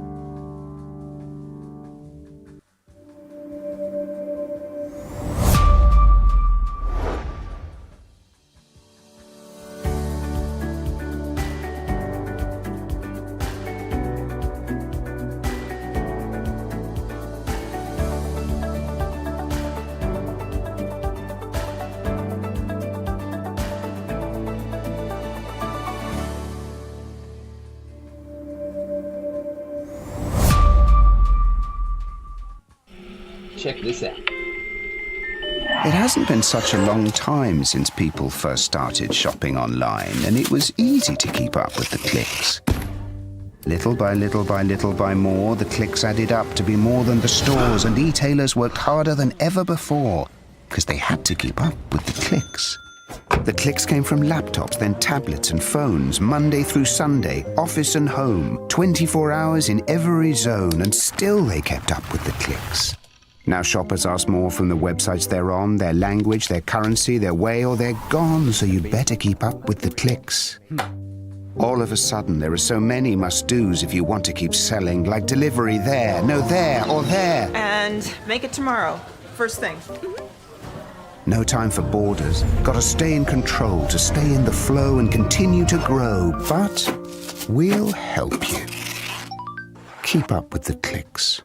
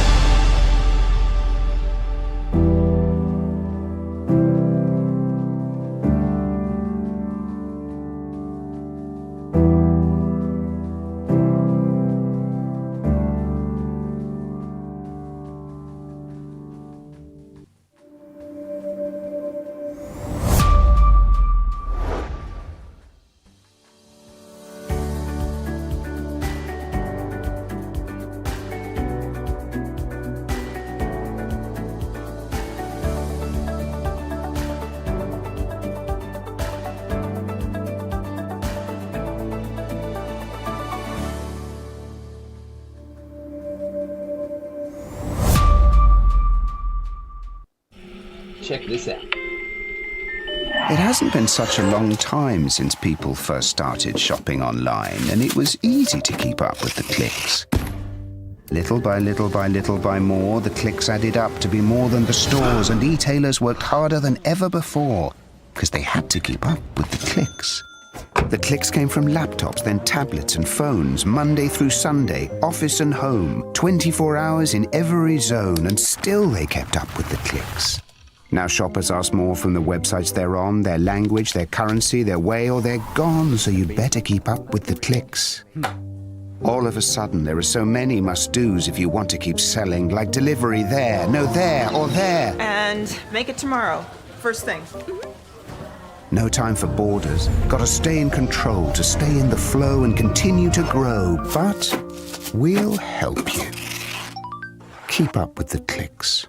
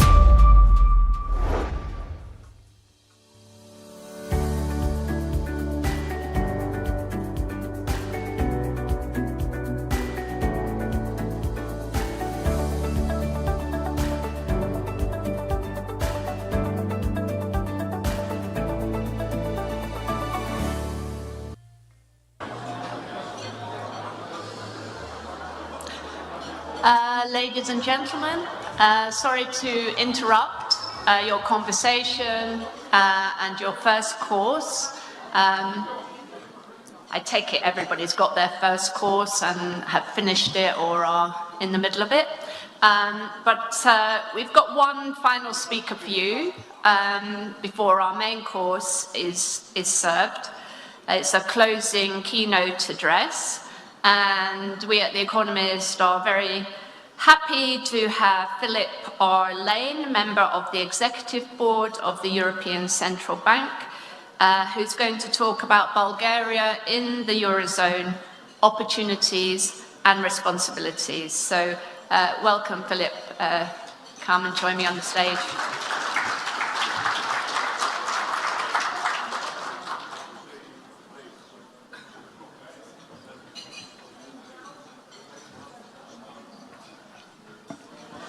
So, good evening.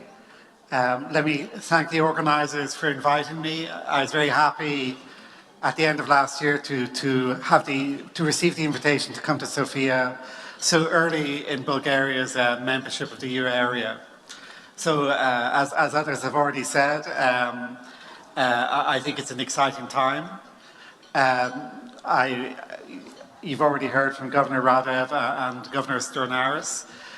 So I'm not going to repeat some of the basic messages, but let me agree with how Governor Radev described the changeover process. One point that Governor Radev made, which I think is important, and when I was at the Bulgarian National Bank this afternoon, I reiterated the point, is that now people in Bulgaria, for sure at the National Central Bank, but more generally, essentially need to think about how can Bulgaria contribute to the European policy discussion. So for central banking, for monetary policy, this is automatic. 27 people sit around the room to make monetary policy, and Governor Radev is there now, and last week he played an equal role with everyone else in the discussion of the European economy and interest rate policy. So, as the Governor said earlier on, this is essentially a much more powerful role for Bulgaria, being one of the decision makers about European monetary policy than the previous regime of having a currency board with the euro. And maybe also let me mention, in addition to the Governing Council, the committees of the Eurosystem have a big role for the national central banks. So the staff members at the Bulgarian National Bank are now making a contribution on everything, on monetary policy, on the payment system, on financial stability, and so on. So Bulgaria now is highly visible in Frankfurt, and I welcome that. That is one reason why I'm here. So maybe in the context of this closing speech, maybe I will make 2 points. One point is, in the world we live in, which came up, I think, in the different panels so far, is we now have a new global geopolitics. And in the nature of that global geopolitics, essentially the answer is scale matters. It's very important to be part of a large bloc. So it's very difficult for small currencies to operate in a world which has this dominant role for the large currencies. So it is important at this time to recognize that being outside the euro is increasingly costly, and being inside the euro is increasingly beneficial. So let me give the example of what we are doing in terms of investment in digital infrastructure. We have a plan for the digital euro, and at the wholesale level, we have a plan for essentially making sure that central bank money will be the settlement asset for the new wave of digital finance. These are large projects. There's a lot of activity in the ECB to move this forward, but the answer is this is not feasible for small currencies. It's only feasible for large currencies such as the euro in particular. So I think it's important to recognize that point. And as indicated by President Lagarde last week, it's also the case that this has spillover benefits for global investors. The larger is the euro area, the more effective is the euro as a global currency. And we've indicated fairly soon we'll explain more about an expanded policy on that front.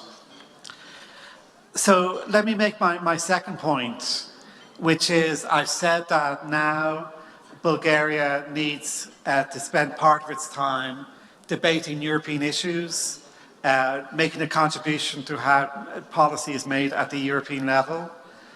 But there's also a second role for Bulgaria inside a monetary union, which is to make sure that it maintains and develops a very stable domestic policy-making culture. So even though monetary policy is in Frankfurt, it's very much the case that national fiscal policy, national financial stability policy is more important than ever. And this is where last year, when the ECB looked at the convergence criteria, it was my area at the ECB wrote the report endorsing Bulgaria to join the euro, but we did have a number of messages for Bulgaria that remain on the, if you like, the to-do list for Bulgaria. And let me say that we think it remains the case that we need to see an improvement in institutional quality and governance, which others have also repeated this evening. And let me just repeat the list that we have. We think this would help to improve the business environment.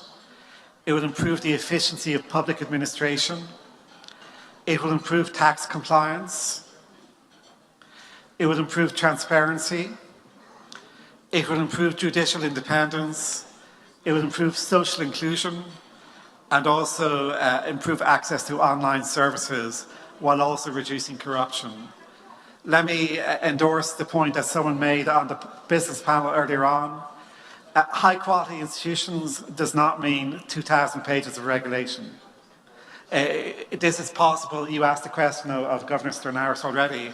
It is not the case you measure institutional quality by the number of regulations. You still want a smart regulation behind that. So let me conclude by basically saying this year, I think, is an important milestone year for Bulgaria and for the euro area. But the milestone is just a stopping point. It's not the destination. And this is, I think, already has been mentioned.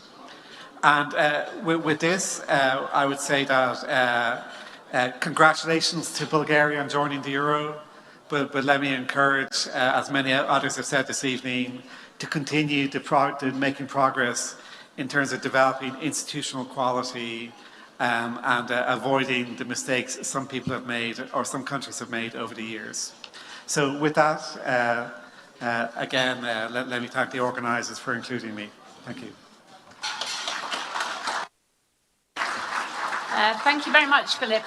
Maybe I'll just impose upon you and our guests to ask one question, maybe at least. But thank you so much for being so succinct and to the point, and making very good points. I think very clear points. I guess my question is, we started the evening with the kind of big picture, geopolitics, geo-economic shifts. So that's what I want to talk about, the euro, the future of the euro in that context. It's obviously, for Bulgaria, it's like, a kind of close to home thing. But the question is really how do you see the future role of the euro? And just to put it in the context of some recent developments, people probably heard that President Xi of China has called for the renminbi to be treated as a global reserve currency. So, I mean, we will see if Chinese policies change accordingly in terms of convertibility and so on, which is, a sine qua non, for the currency to play any kind of more of an international role. But what about the euro? What does Europe need to do to make sure that the global usage of the euro and its profile and so on, that it can compete with the US dollar, for example? So I think it's a very important question. And here in Bulgaria, so Bulgaria's joined the euro, but some of your neighbouring countries are not in the euro area. And so maybe there's one category which is the neighbourhood. So already the euro is heavily used in a number of the Western Balkan countries, heavily used elsewhere in the wider European neighbourhood. So that's, I think, it's there's a very natural relationship between trade and finance. So there's a local relationship on that basis. So on that basis, I think you would expect to see over the decades, so I'm not saying over next year, but over the decades, a world where we don't have a dominant dollar. The dollar remains the most important, but we have a larger role for the euro and a larger role, I think, for the Chinese currency. So let me emphasize is that already we've seen a lot more interest in the euro in the last year. So we've seen that in partly through euro appreciation. So I think the answer for us is we want global investors, if they want to buy a euro share or euro bond, that the supply is there. And this is why Savings and Investment Union, Banking Union is important. And as Governor Stornaris said earlier on, the case for having a larger role for common European debt is also, I think, quite strong. But let me make it more short-term, because this is something that President Lagarde mentioned last week in our press conference. One way that people can feel confident about using the euro is if they know they can get liquidity when they need it.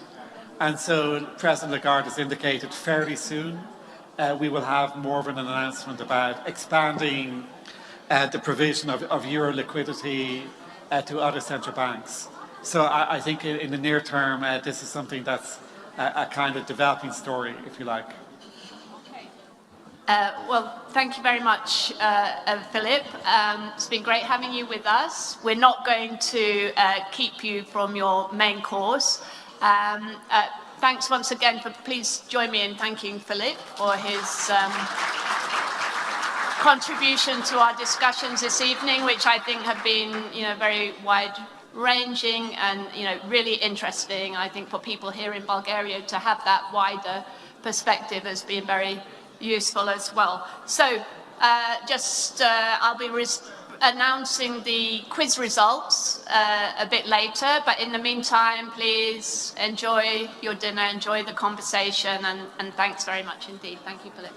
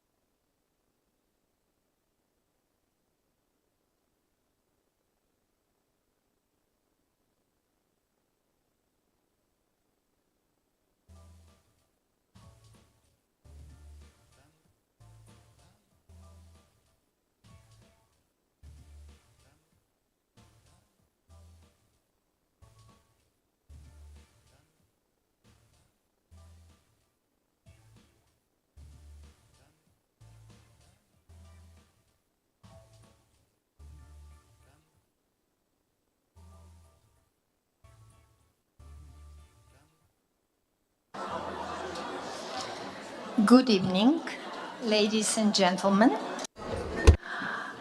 As you know, today we're having the youngest Michelin star chef in Europe cooking for this dinner. His name is Dani Zroc from Croatia, and he will be with us at the end so that he kind of tells you the challenges of coming here just 2 days ago, working with the fantastic team of Grand Hotel Millennium, and they have never met before, and they were all learning from each other. And because of that, he is going to need a little bit more time, which means 5 minutes, before we are able to serve you a dinner. So, moment, Arina, moment. I have to introduce you properly.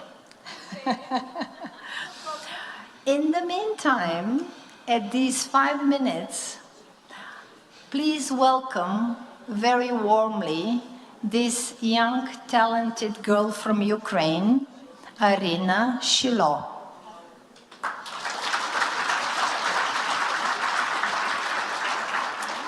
Together with her parents, she came to Bulgaria 2 years ago, I think, or 3. She didn't know the language. They didn't have anyone. They didn't know anyone. They settled in Burgas, and the girl and her family started learning the language. Now she is a student in a local school in Burgas. And Venci, can we dim the light, please? Now, Arina has prepared, because today is 12th of February, and in 2 days, we're going to celebrate a double special occasion in our country, in Bulgaria. The world celebrates Saint Valentine's Day, the Day of Love, and Bulgaria celebrates Trifon Zarezan, which is the day of winemaking. So if we combine wine with love, it's a good combination. And Arina is going to show us something that we have not seen before, and she has done specially for us tonight. Enjoy. Arina Shilo.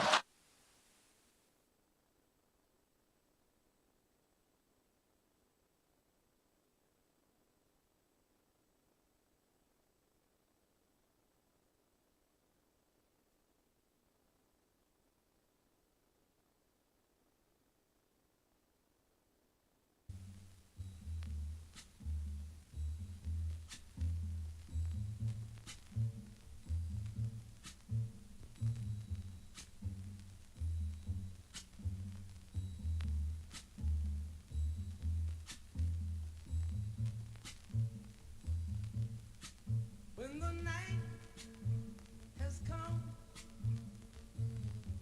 and the land is dark and the moon is the only light we'll see.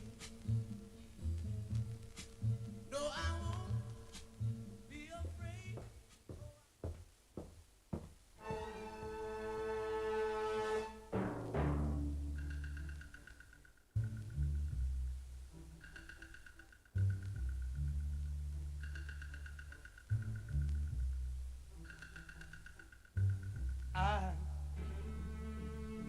I'll have nothing. Adore you and want you so. I'm just a no one with nothing to give you but all. He buys you diamonds, bright, sparkling diamonds. But believe me, dear, when I say that he can give you the world, but he'll never love you the way.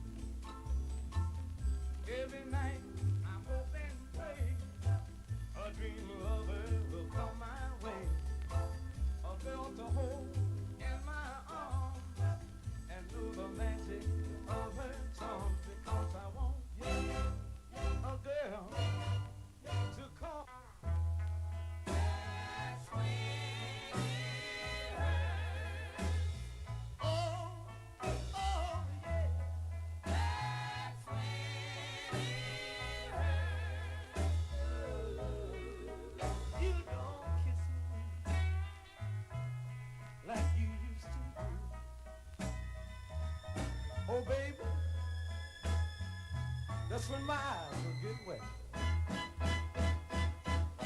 And I'll walk out the door, and I'll walk back home. Take the same street that we used to take when we walked alone.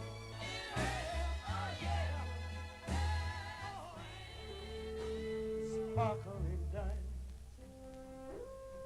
but believe me, dear, when I say that he can give you the world, but he'll never love you the way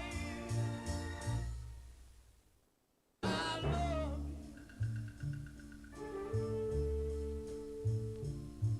you. He can take you any place he wants, to fancy clubs and restaurants, where I can only watch you with my nose pressed up against the window pane.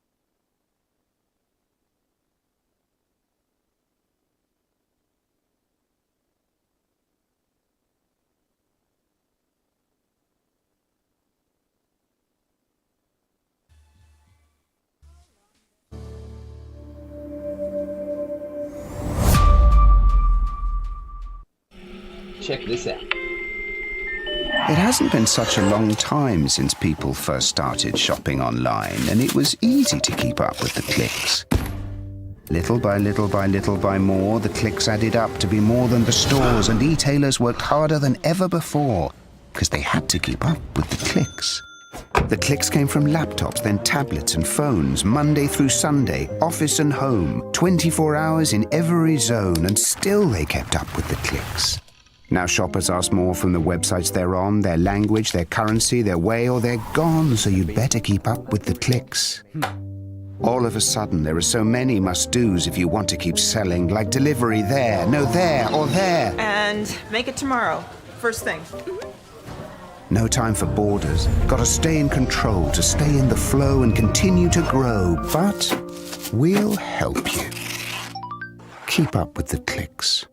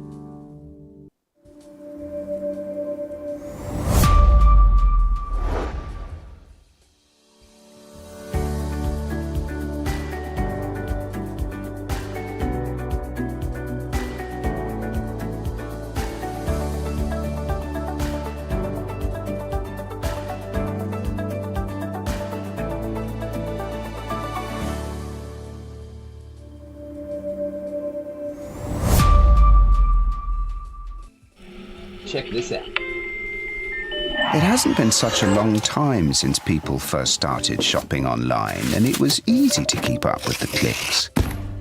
Little by little by little by more, the clicks added up to be more than the stores, and e-tailers worked harder than ever before because they had to keep up with the clicks.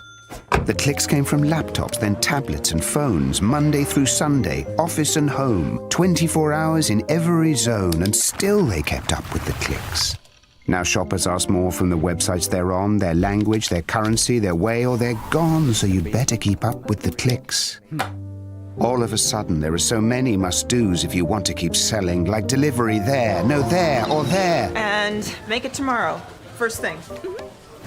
No time for borders. Gotta stay in control, to stay in the flow and continue to grow. But we'll help you. Keep up with the clicks.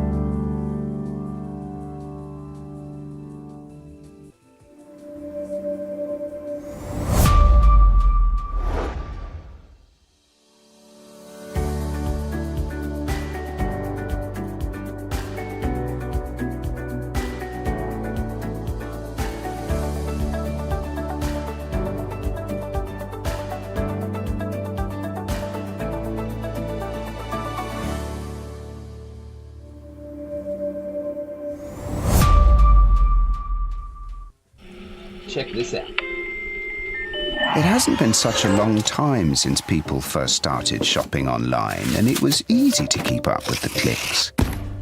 Little by little by little by more, the clicks added up to be more than the stores, and e-tailers worked harder than ever before because they had to keep up with the clicks.